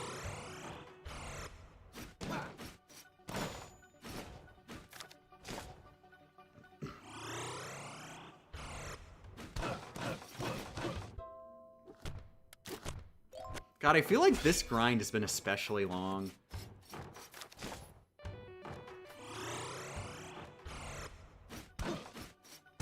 Have I even fought the slime once since getting Han cat food? I'm not sure if I have.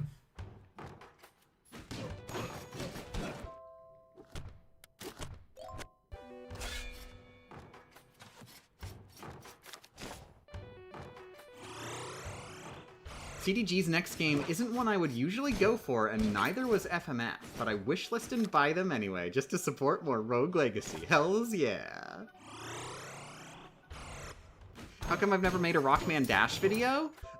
Basically, I sort of, I've gotten to the point where I really want to replay the games in Japanese.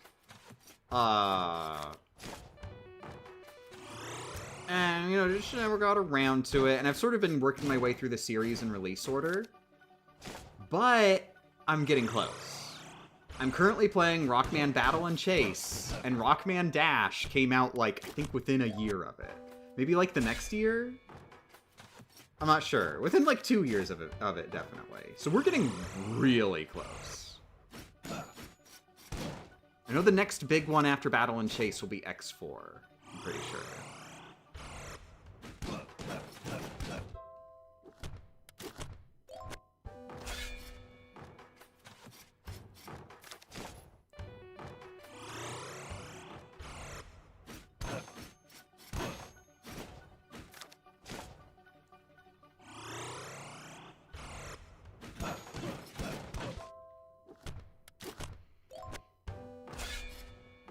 Oh, what is Cellar Door Games' next game, by the way?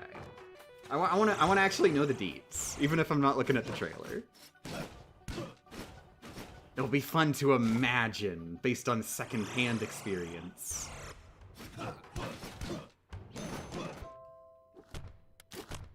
What's it we're grinding for right now? A single chicken, which will give me enough health to do another attempt at the boss. It's called Neath. Oh, I think you mentioned that earlier.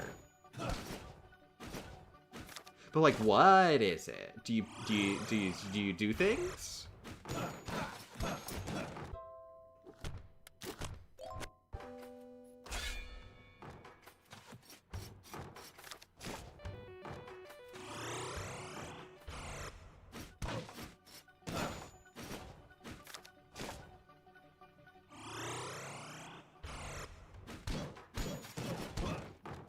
Trying to think, what challenge can you even do in Rockman Dash? Can you beat the game without kicking any cans? Well, I mean, kicks only would be a pretty good one. Probably not possible. There's definitely bosses who you need to use ranged attacks for, but still. Tactics game with a twist. What's the twist? You can't just do it. You can't just say it's got a twist and not say it with a twist.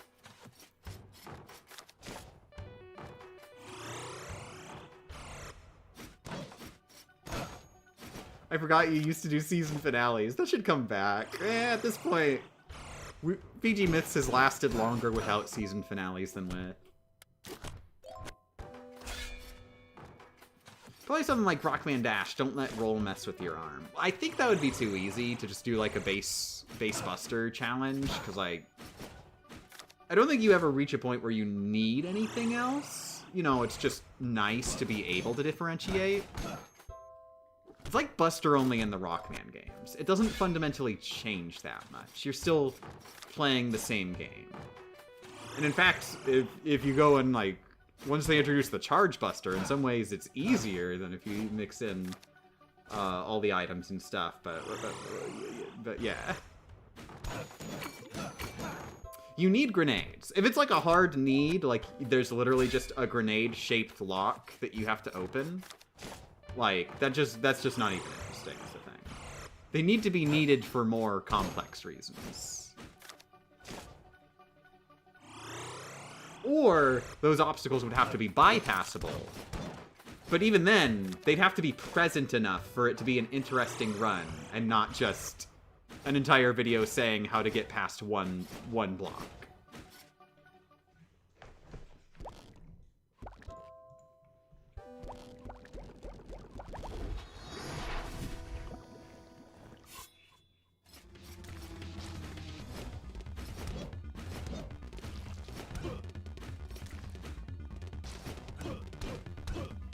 Isn't there a boss where you have to have full charge on a certain weapon or you just get soft lock? Yeah, there are some parts where they do require special weapons for specific reasons. Generally in the Wily stages. But like, you know, like I was saying, that doesn't even really, who even cares? It's not an interesting change.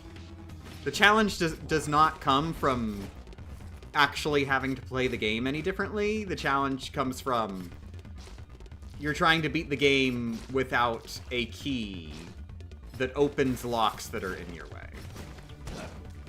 Dang it. You know what? It's early in the fight.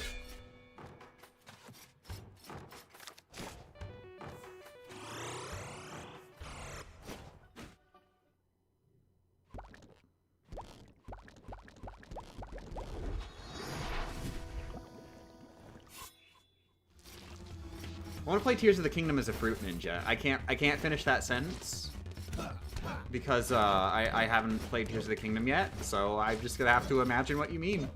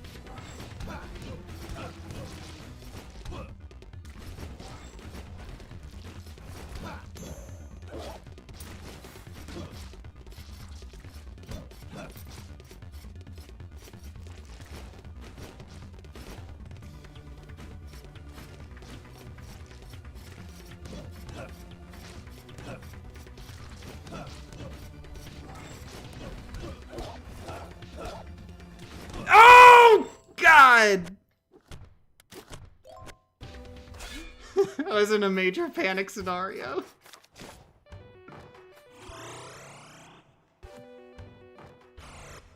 Things just sort of fell apart, and I was like, okay, I gotta make them fall apart a little less. And then they just... And then the other wall behind me falls down, and I'm just like, ow.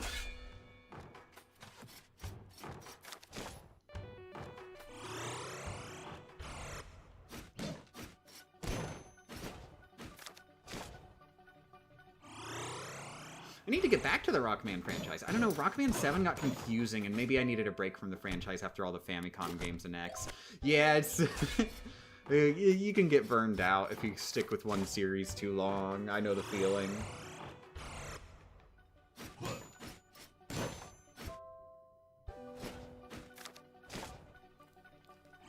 There's no ability ever that makes you heal that you can acquire, I mean. Oh, there is vampirism. Guess how you get vampirism?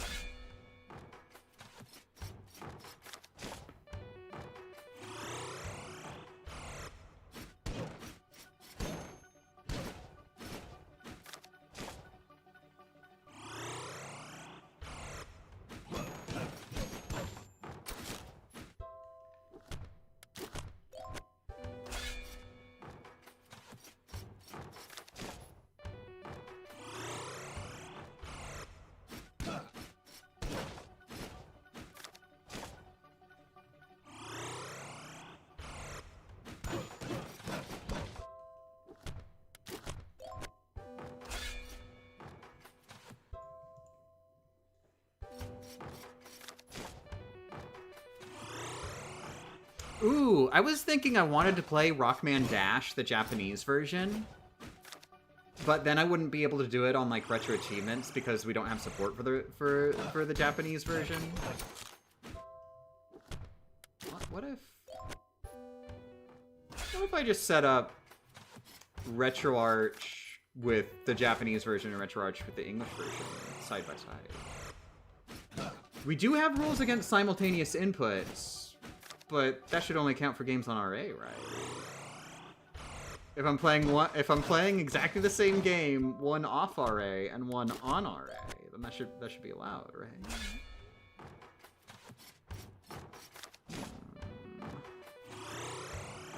I think I might want to like ask a mod if that's allowed, just to be super sure. But I feel like it would be allowed, just because you know the simultaneous inputs are only happening with off RA stuff. As far as RA is concerned, I'm only doing one input. Also, this definitely wouldn't be very viable because God knows there's going to be some, like, RNG going on. So it'll get desynced at some point.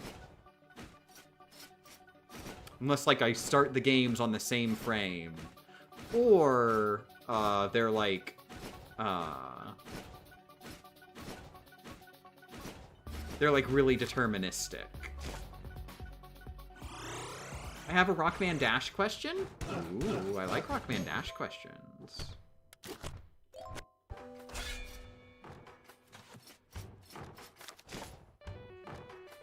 Oh no, did I skip Game of the Year, Rockman Soccer? It is actually kind of a cool game I'd recommend playing.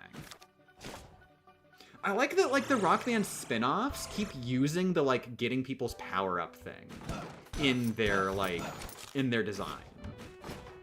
Rockman Soccer, you get, like, the captain of the team you defeat as a potential player to have on your team, and they've all got special abilities, and it's really cool.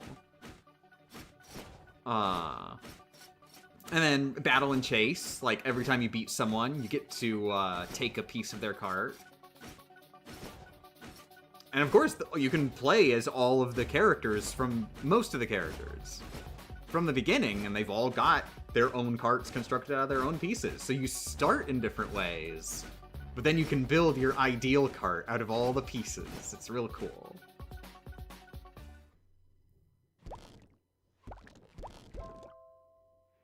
Okay, wait, what was the Rockman Dash question? So when I last played, I remember getting money for all the arm upgrades was, like, impossible. And then I looked up and I heard the bits you get is based on a difficulty setting. I don't remember that being a thing. Am I crazy? I do not remember this at all. I played Rockman Dash so long ago that if there's a difficulty setting, I probably had it set to easy mode.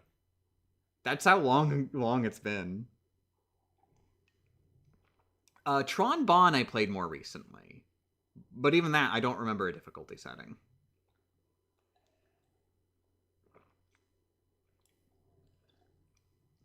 Misadventures of Tron Bonne is actually the one that I've played the most of that series. Are you surprised?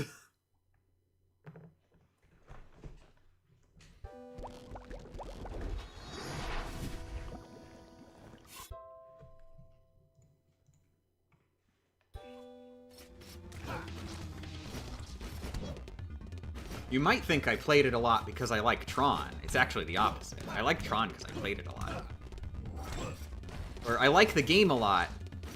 I like Tron because I like the game a lot. Misadventures of Tron Bonne is such a cool game.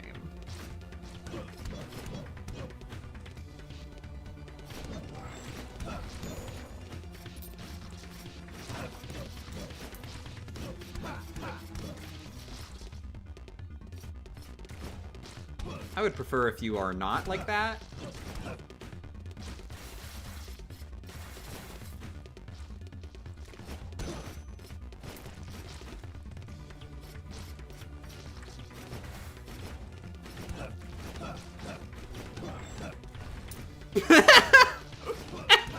Apparently they can spawn it up there.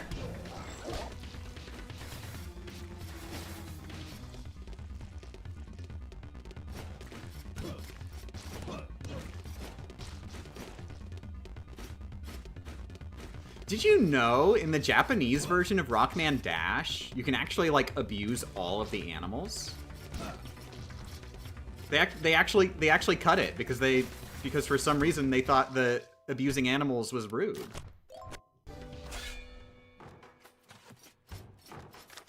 Really, they should give the player full control to be the kind of person that they think is a good person.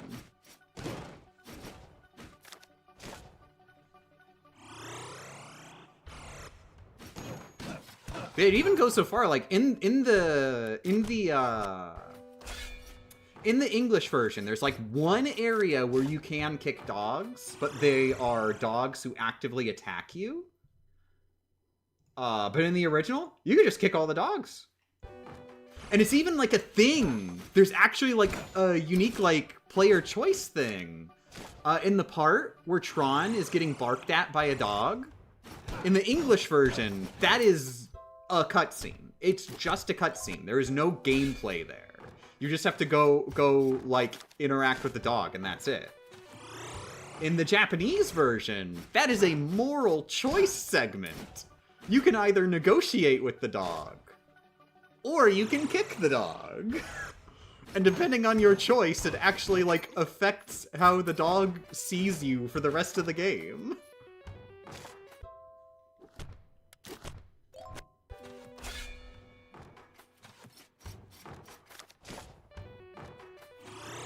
I'm sad they cut that stuff, not because I love animal abuse, for the record. I don't love animal abuse, for the record. But I'm sad they cut that stuff because, like, it helps the, like, you do get to have moral choices in that game. It's a fun little thing about it. There's a little bit of a Fable-style role-playing, where you can either be a good person or world destructor.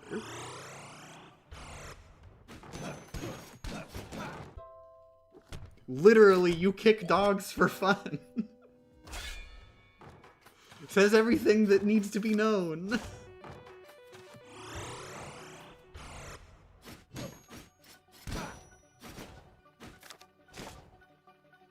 And yeah, even the dogs that you can kick in the English version, they actually changed it a bit.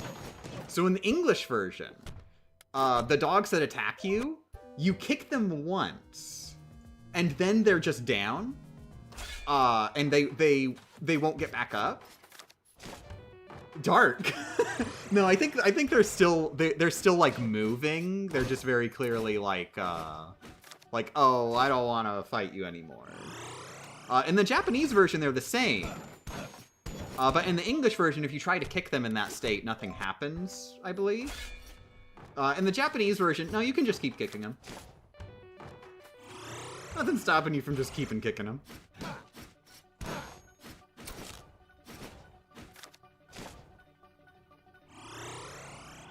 You know, the thing that I was reading about the regional differences didn't specify, do you actually get evil points for that? I assume you would. I assume, like, the kick the can thing that turns you evil in the English version, I'm willing to bet in the Japanese version the way easier to become evil is to just kick dogs. Because kicking the can is like a whole thing that you gotta be real accurate for. It makes sense if actually you just kick dogs. Rockman Dash is problematic media? There's some problematic stuff, I would say. There's a couple scenes where I'm like... what was the motive behind putting this scene in this video game? You know which scenes I'm talking about. The scenes that make you have a double take and go like, am I... Was it... What genre was this game again?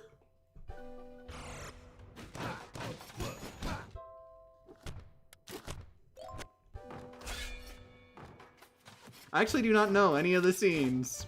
Gotta play Rockman Dash and see.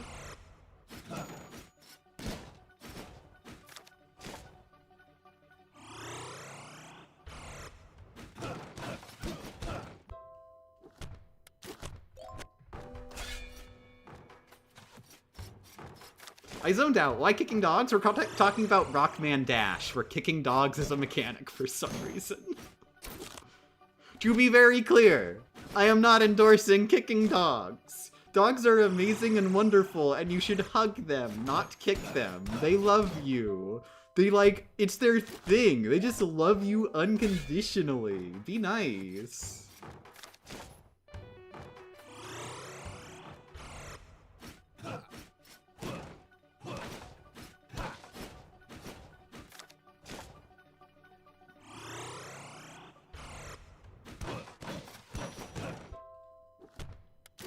You know, it's funny, I only played Rockman 64 once as a very young child in someone else's video games for a brief time. I have no clue what's the difference between PS1 and 64. I'm not sure if there are that many differences beyond, like just really simple technical stuff, like texture quality and stuff like that. I imagine, like, the audio files are more compressed on N64 as well. It's really amazing that they managed to fit the game. I've never heard of them, like, actually cutting content. Interesting to double check if they did.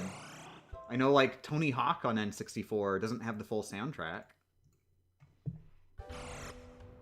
Like, they have to make concessions for not being able to fit it on a disc. It's really impressive, the games on N64 that have full voice acting. Like, they had to try. I think the magnum opus of N64 is Conker's Bad Fur Day. Like, holy crap, how did you get this game running? It is a technical feat. Of course, it was, like, right at the end of the N64's life. So, makes sense. But even so...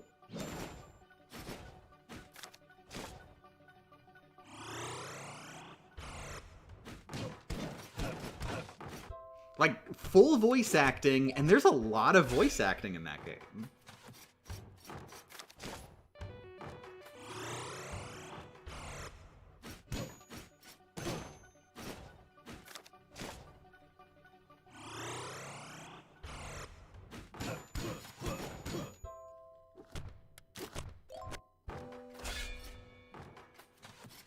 I need to get an N64 controller so I can actually play those games as intended. Ooh, yeah. Yeah, actually, like, playing, like, N64 and GameCube, they're ones where it really helps to have a controller with the proper button layout for emulation. It does depend on the specific game. There are plenty of games that will work with a more traditional controller. But, having that specific controller, one, tends to help a lot for certain games, and two, you know, just helps you get into the I'm playing an N64 game mindset.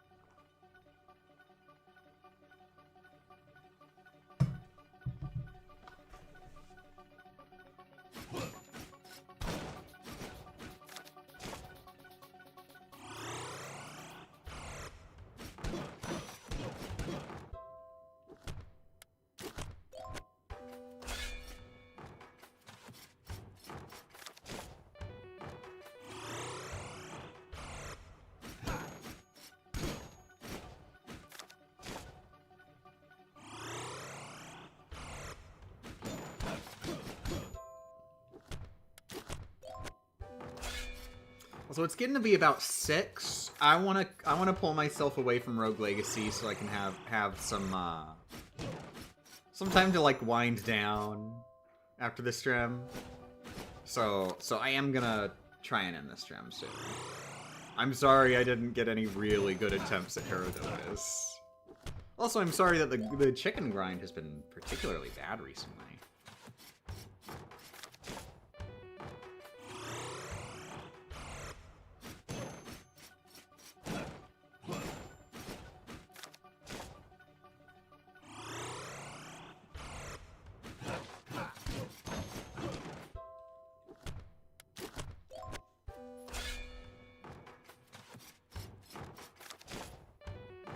2 hours of chicken is peak Game Champ streaming. What do you mean?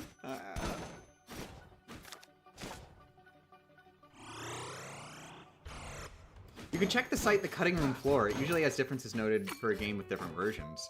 Yeah, I've been surprised though. There's a lot of games that, like, they don't really cover the regional differences on Cutting Room Floor, and I have found factual inaccuracies. I'm not sure if this one was covered, but there's a factual inaccuracy I found, like, just like yesterday, I think.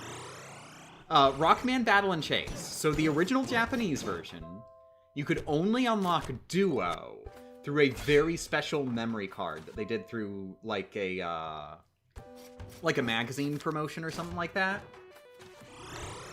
And then later they did a revision. It was like the Best for Family version, which is like their greatest hits releases.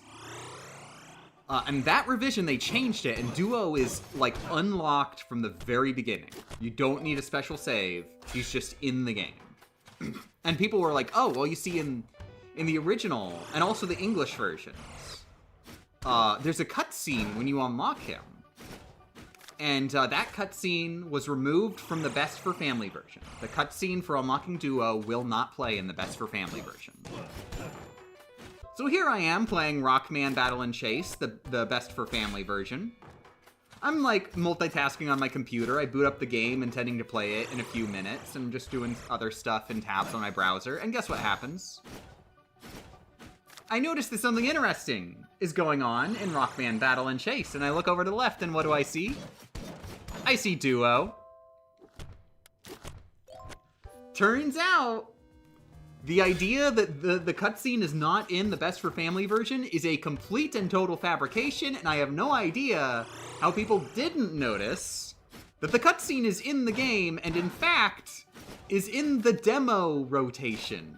When you just wait on the title screen and, like, gameplay pops up and stuff, one of the things that will pop up is the Duo cutscene in full. So yeah, just look for good information just popping out there. I never would have even known that Duo's cutscene was in the game. It is, in fact, a complete version of the game with all content. It is the complete version of the game with all content. 'Cause the English versions, it's very important to know. They do have Duo unlockable in an alternative way. You just gotta, like, 100% the story mode.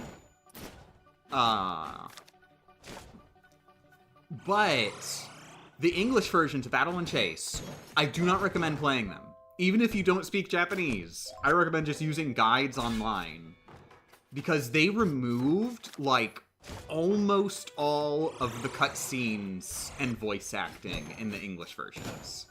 In the Japanese version of Rockman Battle and Chase, the game is fully voice acted. Like, all the characters have dialogue and stuff, and, like, there's actual announcers who narrate the race the entire time. And, like, a couple of those characters are literally not in the English version at all, because they cut out the cutscenes that they appear in and all of their narration. It's really cool, and the game loses so much of its atmosphere without them.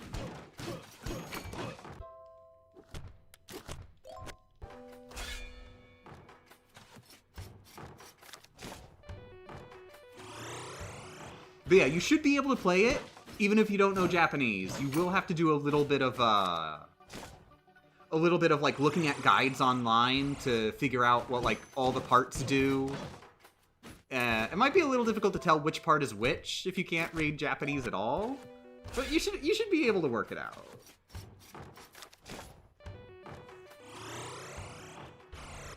And it's definitely worth it. I would say it's worth it. If I knew zero Japanese, I would still want to play the Japanese version, just for the sake of having the announcers. Even if you don't know what they're saying, like, it's vibes. Makes it feel more like an actual, like, professional competitive race. It's also, like, one of the few times that you actually, like, especially this early in the franchise, when you actually get to see real personality out of, like, all of the, like, boss characters. It's really cool that they were starting to actually do that in that era of the games.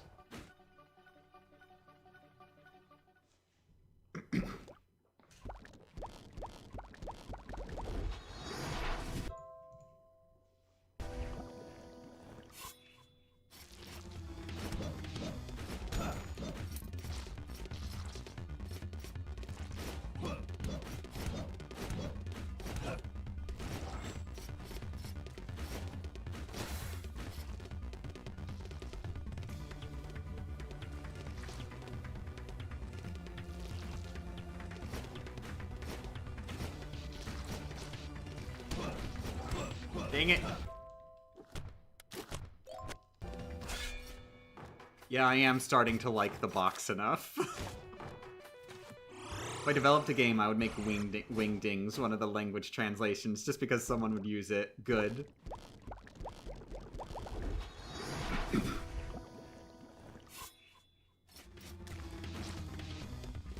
Just raw dogging games with language barriers is awesome. I've been practicing Japanese for about a year, and it's fun to get in and be like, wow, I only know 5 words.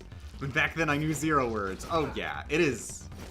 It's the kind of thing where it is instantly rewarding, and the more you keep at it, the more rewarding it is.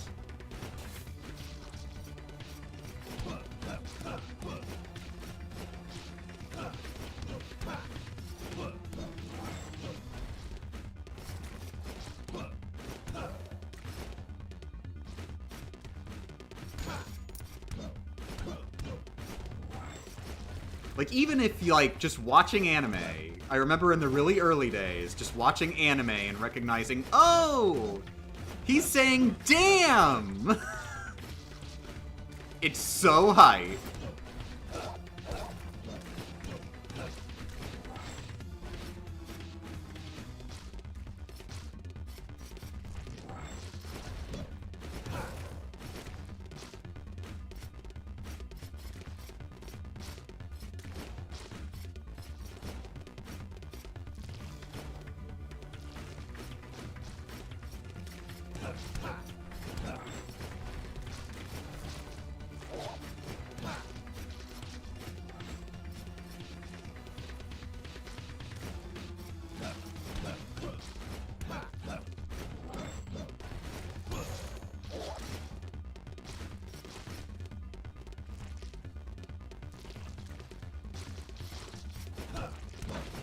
Oh, it's late enough, I should just keep with it.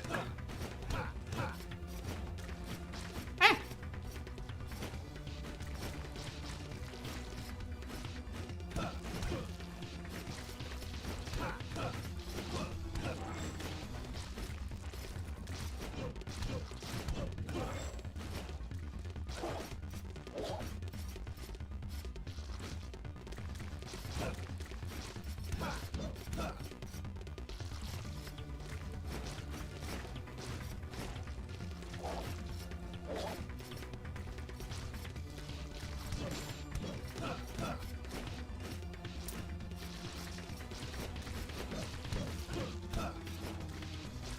Oh God! I saw it coming, and I thought I was gonna hit him with the bounce. Dang! That was like really close.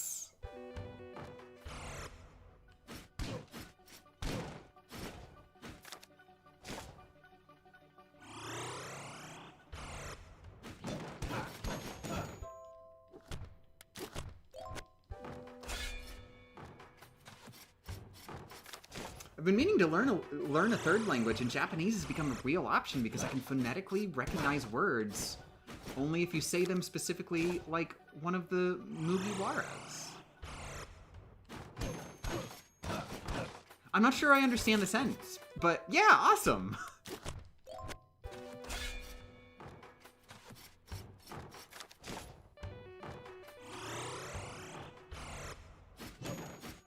Watching anime is so funny because every once in a while you just go, that's not exactly what the subtitle said. Yeah. I've been watching a little bit of videos recently, and they pointed something out which does explain a bit. And I understand a bit more when they like leave stuff out of the subtitles. When doing subtitling, one of the things they're concerned with, if they're a good subtitler, is how readable is this sentence? Because reading a sentence can generally take longer than saying a sentence out loud, or understanding a sentence that is said out loud. And you want people to be able to look at the art. Like it's a thing where like reading the sentence gets in the way of looking at the art. You want the audience to have at least some time to look at the art. And so you want your subtitles to be readable quickly. It's very important that they're quickly readable. So if you got a character going on a giant essay, which Japanese tends to love giant essays as a single sentence, you might have to make some sacrifices for the sake of readability.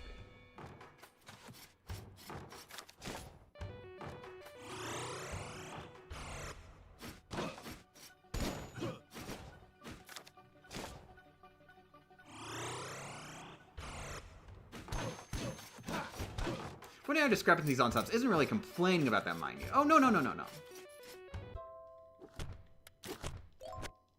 Yeah, I actually do.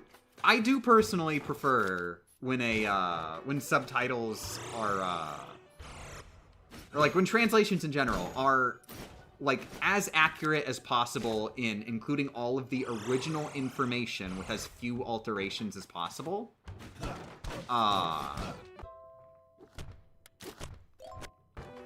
So like stuff like character names, please don't change those at all. Because a name is a person's name.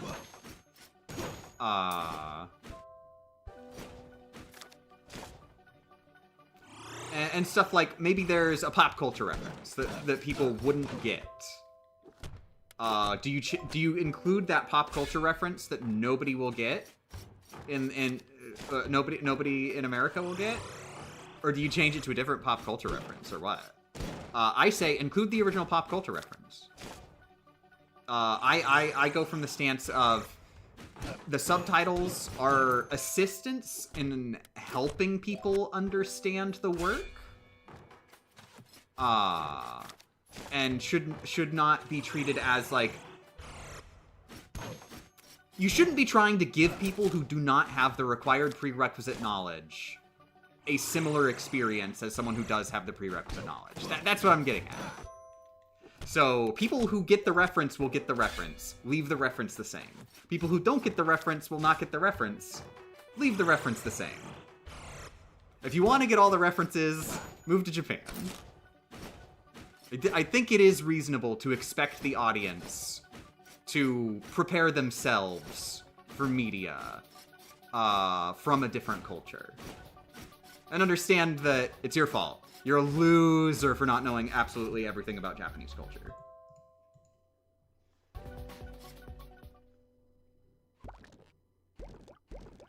Never got into anime, but I did watch Samurai Champloo first subbed and then dubbed, and I was shocked how different Fu came across due to translations and intonations of her voice. In the subbed version, Fu came across as very headstrong and confident, and the dub, she was a lot more meek. Oh, yeah, yep, that is a really common thing. That's also a thing, like, please don't reinterpret characters. That is also something that happens in localizations because, like, you know, culturally, character archetypes are different and may not come across the same way in a different culture. Leave them as is, please. I don't want a character to be understandable to me made that way. If they were made to be understandable for a Japanese person, let me not understand them. Let me have to put in the work.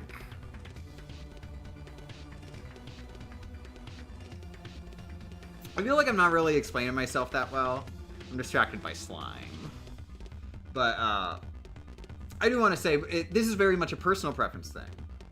And I think it is 100% valid. And I hate people who agree with me on liking more accurate translations. They are all losers. They are all basement-dwelling losers, and I hate them, and I hate that I am one of them.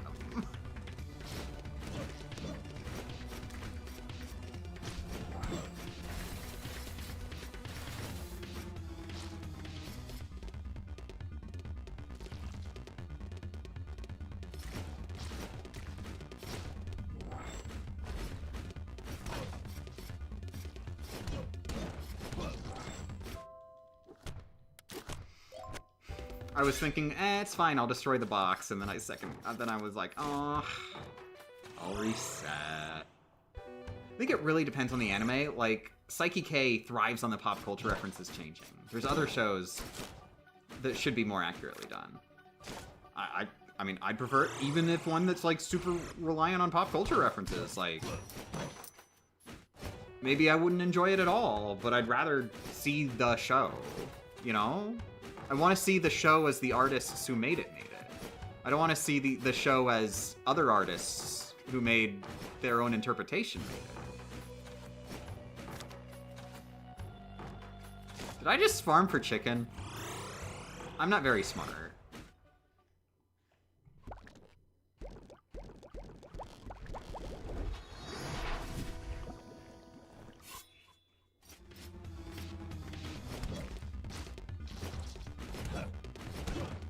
Oh my god!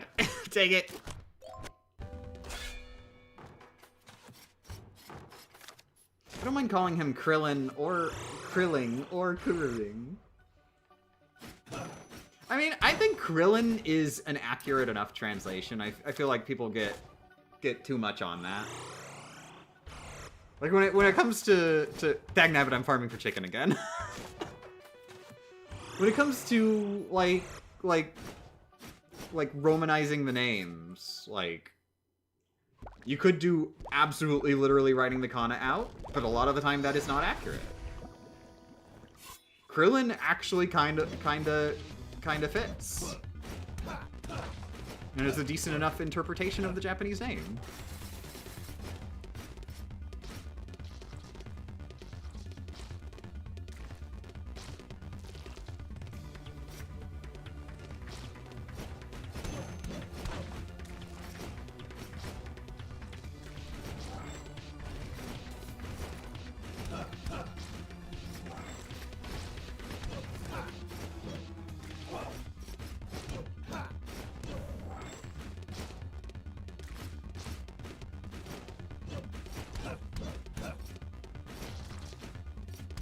I saw it fly out because of the chest. You were right.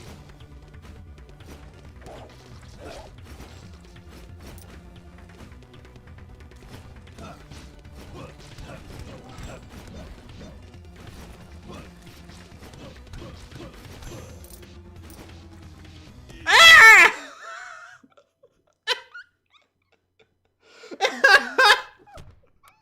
I had no idea you were over there.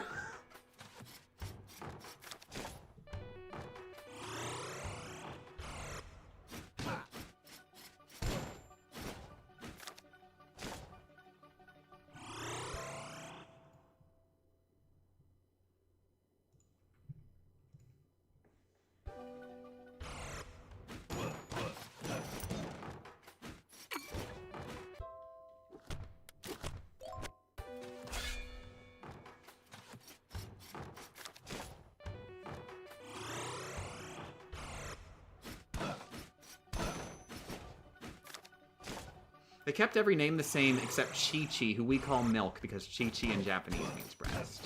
That's messed up. How dare they remove the boobs from Dragon Ball?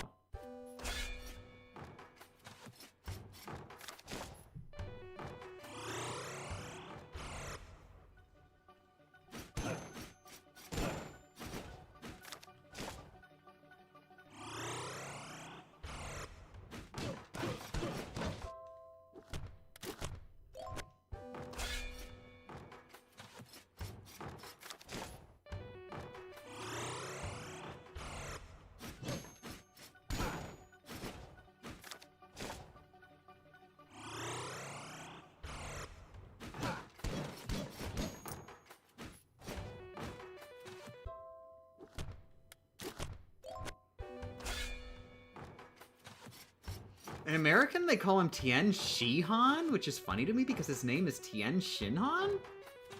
I've only ever heard, Ten Shinhan. Not Tien Shinhan, it's Ten Shinhan. I always hear Tien Shinhan. Well, I hear it pronounced Tien Shinhan, but... So wait, did the T, did they just invent that out of whole cloth? Were they just like, 10 doesn't sound cool enough. Let's make him cool with an American name, like Tien.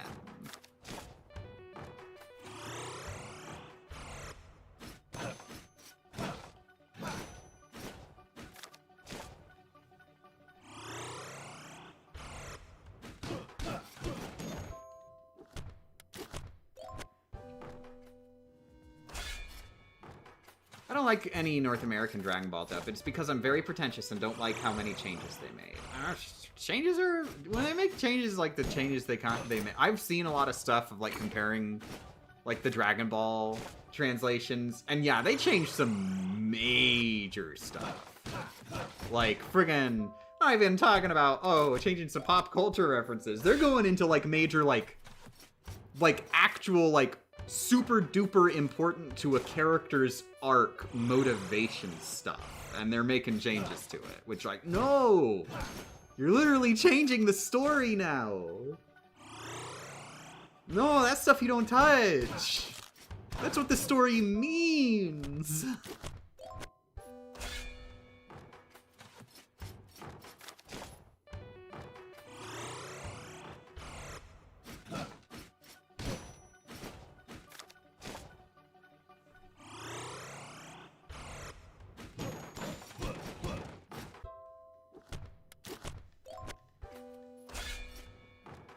They made Goku a hero, which it's emphasized he is not in every single iteration of Dragon Ball.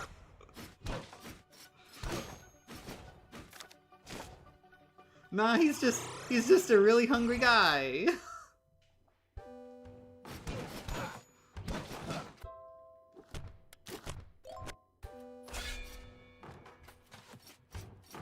He's really hungry, and everybody keeps messing with him when he's trying to eat.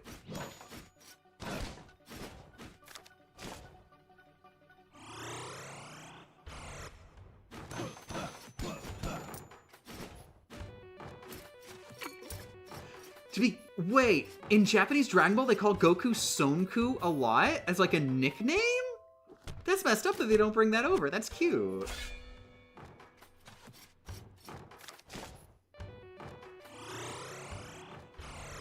I like the idea of Goku having a nickname like that.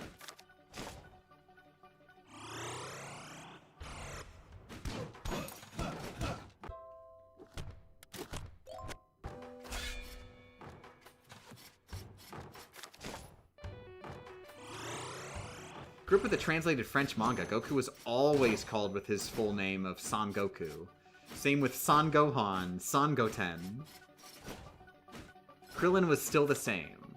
We had Ten Shinhan as a full name too. Most of the other names were not translated either. Yay. That's an approach I can get behind. One thing I'm really happy about is the Yu-Gi-Oh manga. From what I've seen, we actually got fairly faithfully. The anime, absolutely bastardized to all heck. But we did at least get the manga where almost all character names are actually just the Japanese character names. Which, that one's a miracle, because character names are like a thing they... Like, you know, characters are their brand. They sell those. So it is a miracle that they were actually able to do the Japanese names and have Jonochi be named Jonochi and not that other name. I think there's only like one or two exceptions. One exception that I know off the top of my head was just a character who has a he's like the ghost guy. And he has like a relatively long name. I say the ghost guy. He's like a recurring ghost guy. A kid with like a ghost-themed deck. I'm not sure if it's ghost-themed or just like dead-themed. You know the thing. But like he had like sort of a long name in Japanese that was hard to say, so they shortened it in the English version. It's still like... It's still based on the Japanese name, just a shortened form. And as far as censorship goes, I believe, like, I know there were one or two crosses that they censored crosses. But as far as, like, blood and gore goes, I think they did keep it intact. It was really just more they were worried about, like, religious sensibilities.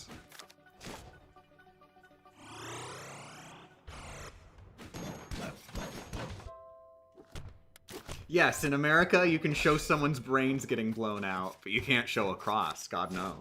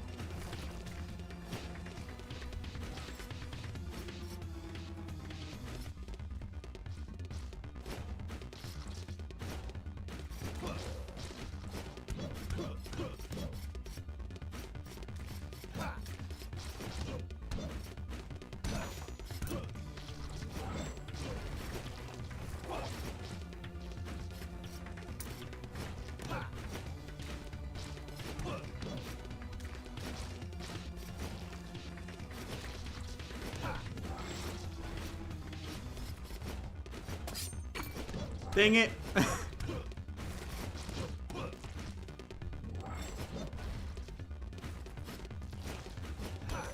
Oh! Dang it! Ah! I swear I'm trying.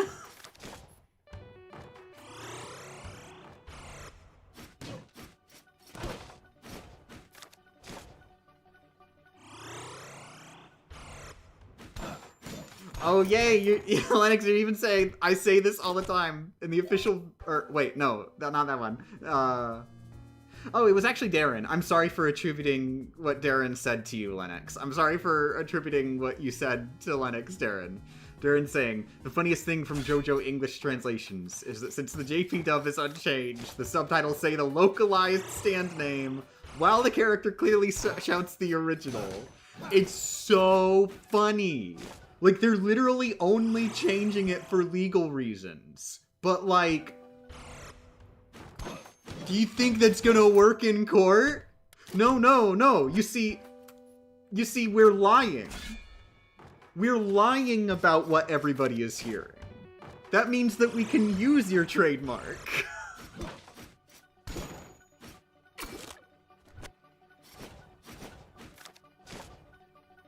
It's just so dumb.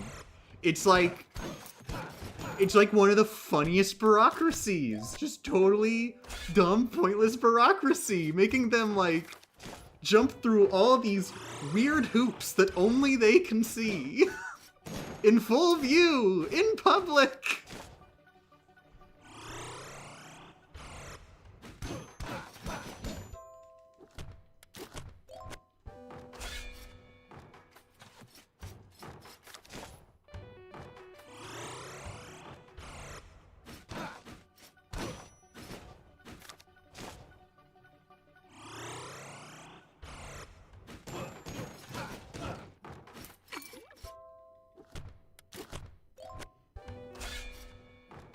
Yes, it did work in court. No. No, are you... Wait. Is there an actual court case where this actually happened? Where they actually said, no, no, no. We lied. We lied about what everybody was hearing, so we didn't use the trademark.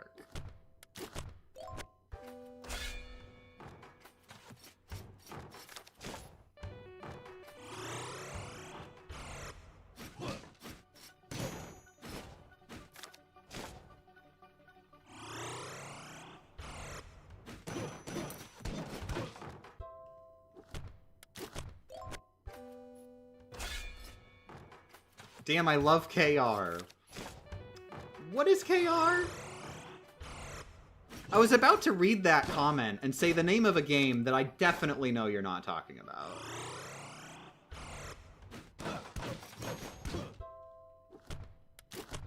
Kamen Rider, okay.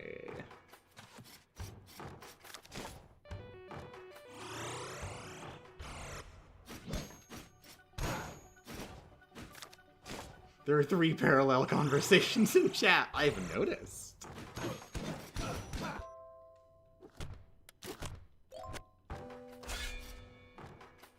Are you gold farming? I recommend checking the information about the current run that's below on Twitch in like the about area. That'll give you some baseline info about the run. I believe I explained the farming here or there. But the gist is that I'm trying to find chickens in breakable objects to heal back to full.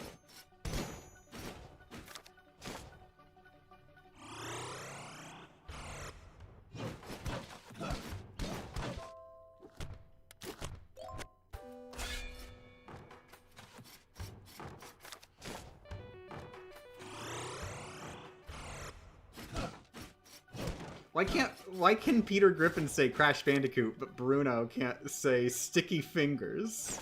Yeah, exactly. Like, that's the funny thing is, like, a lot of these are literally just, like, common phrases that existed before, like, the artist name. Like, literally, the artist ripped the phrase off. Why are you treating it like it's so sacred?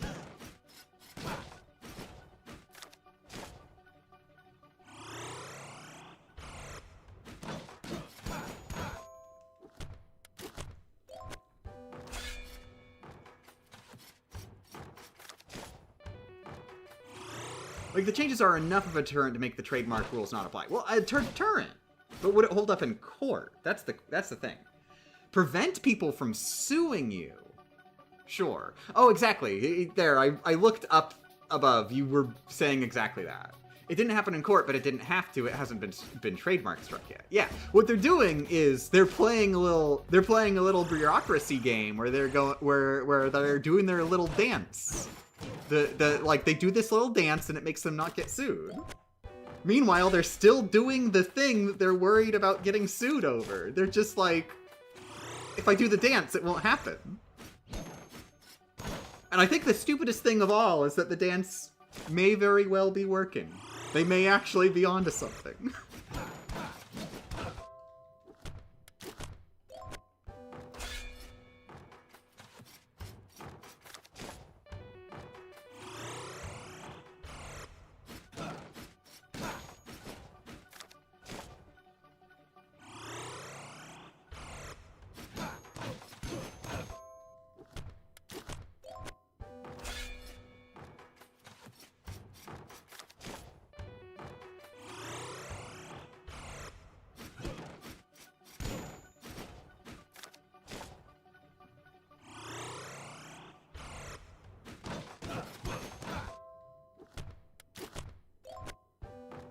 I find it really funny that they censored echoes. No! Really? Echoes? Echoes? Echoes? Echoes? It even, like, its ability is even fitting to the word. They... Come on! Come on! Echo...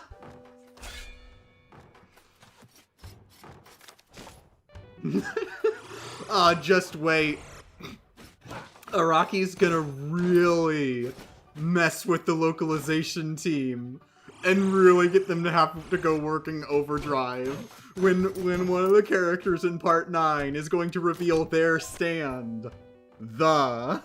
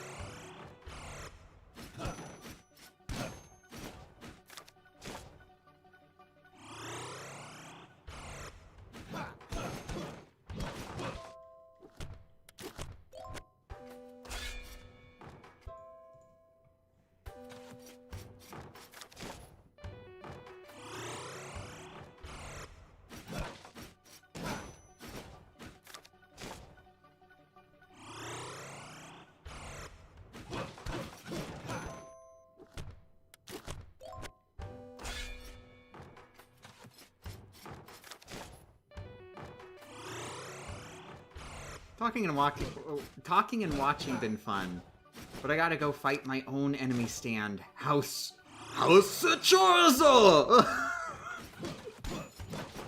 Okay, have fun.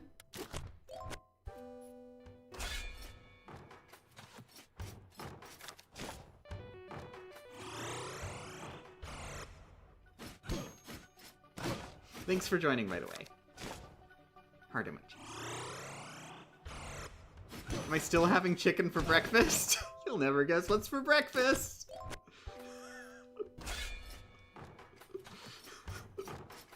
This family stinks!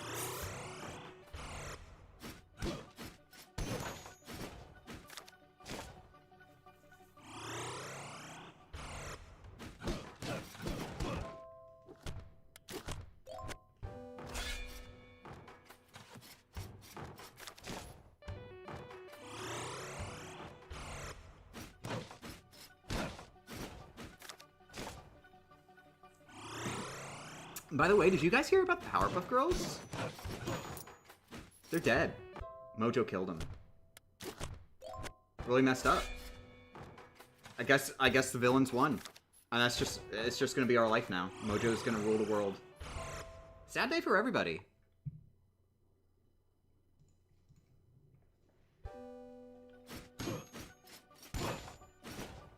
Oh wait, oh no, wait. Oh look, I'm looking at the news now. Never mind, false alarm. They actually survived. They're kicking Mojo's ass right now. Oh phew.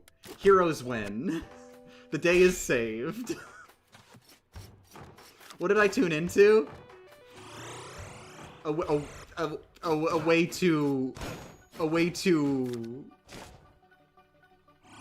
hyper focused reference. I'm farming for chicken. You'll never guess what's for breakfast chicken.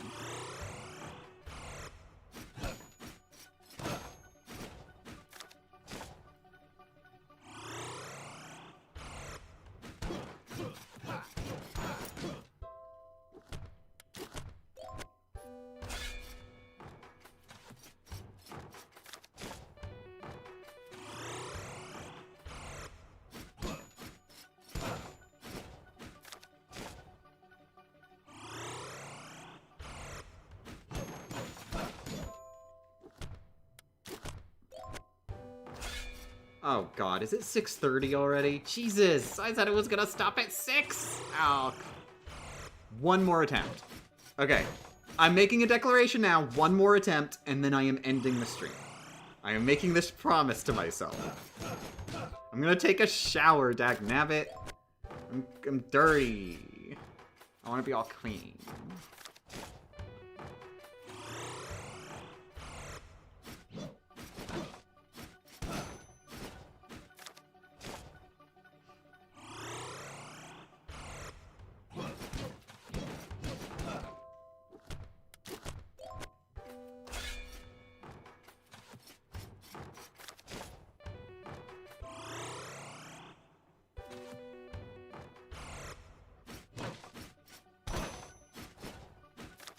Okay, but if you beat Harrow this time, you have to make at least 1 or 2 attempts at the final boss. Deal? Ah!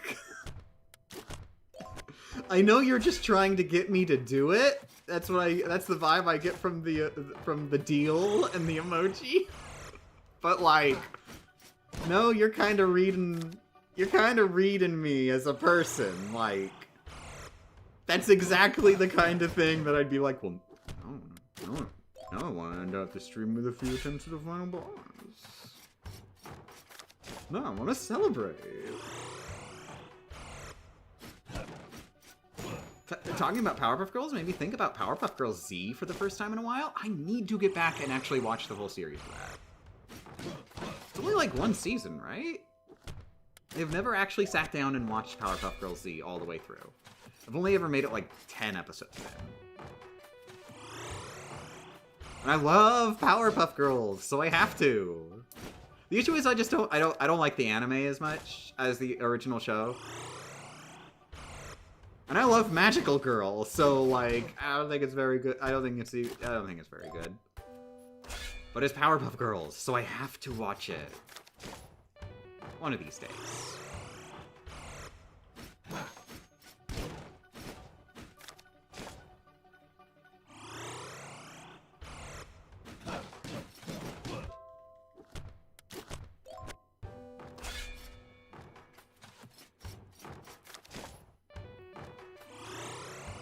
Powerpuff Girls Z was a cool concept as someone who has never watched either Sailor Moon or Madoka Magica.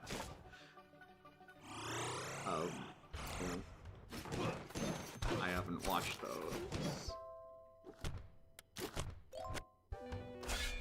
So it sounds really original to me. Oh wait, are you saying you haven't watched either of them? Yeah, I haven't seen them yet. I haven't read Sailor Moon yet. Was Madoka, was that a manga, or was that originated as an anime? I feel like it originated as an anime. But I am an outsider, I don't know for certain.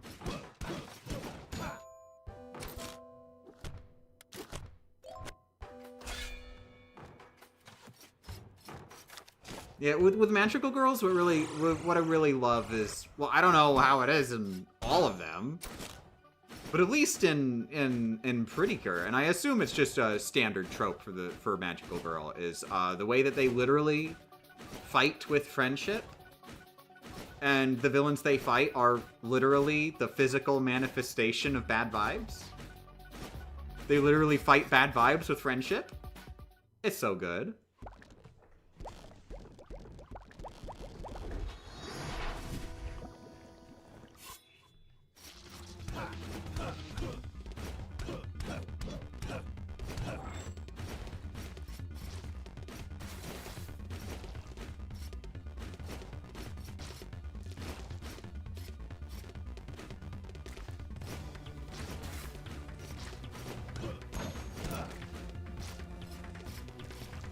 Yeah, I'm not cultured enough on Magical Girl. I need to educate myself more.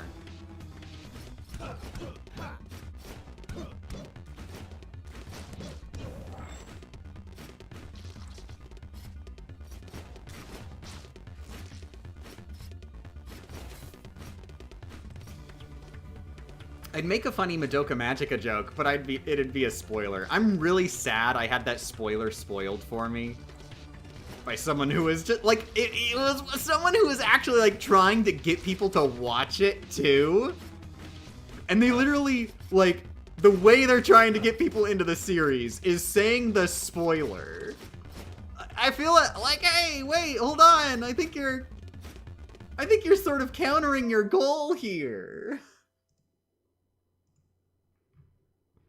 And I didn't see, and then the other thing is, I didn't know the full context of the spoiler. And then I had the rest of the context of the spoiler spoiled for me, by a USB drive.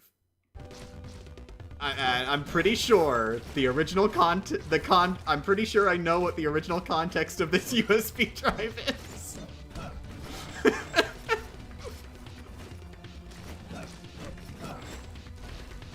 Oh! I said it would be the last attempt. Dang it. Dang it. Dang it. Okay.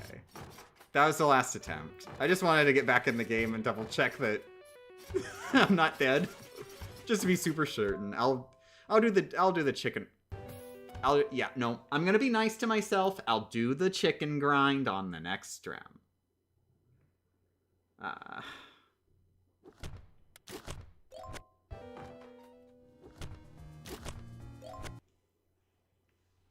Okay, last attempt. No. I am a super cool lady who deserves a shower. And my wife deserves for me to take a shower, too. I was really hoping we'd get better runs today. Oop, I messed up.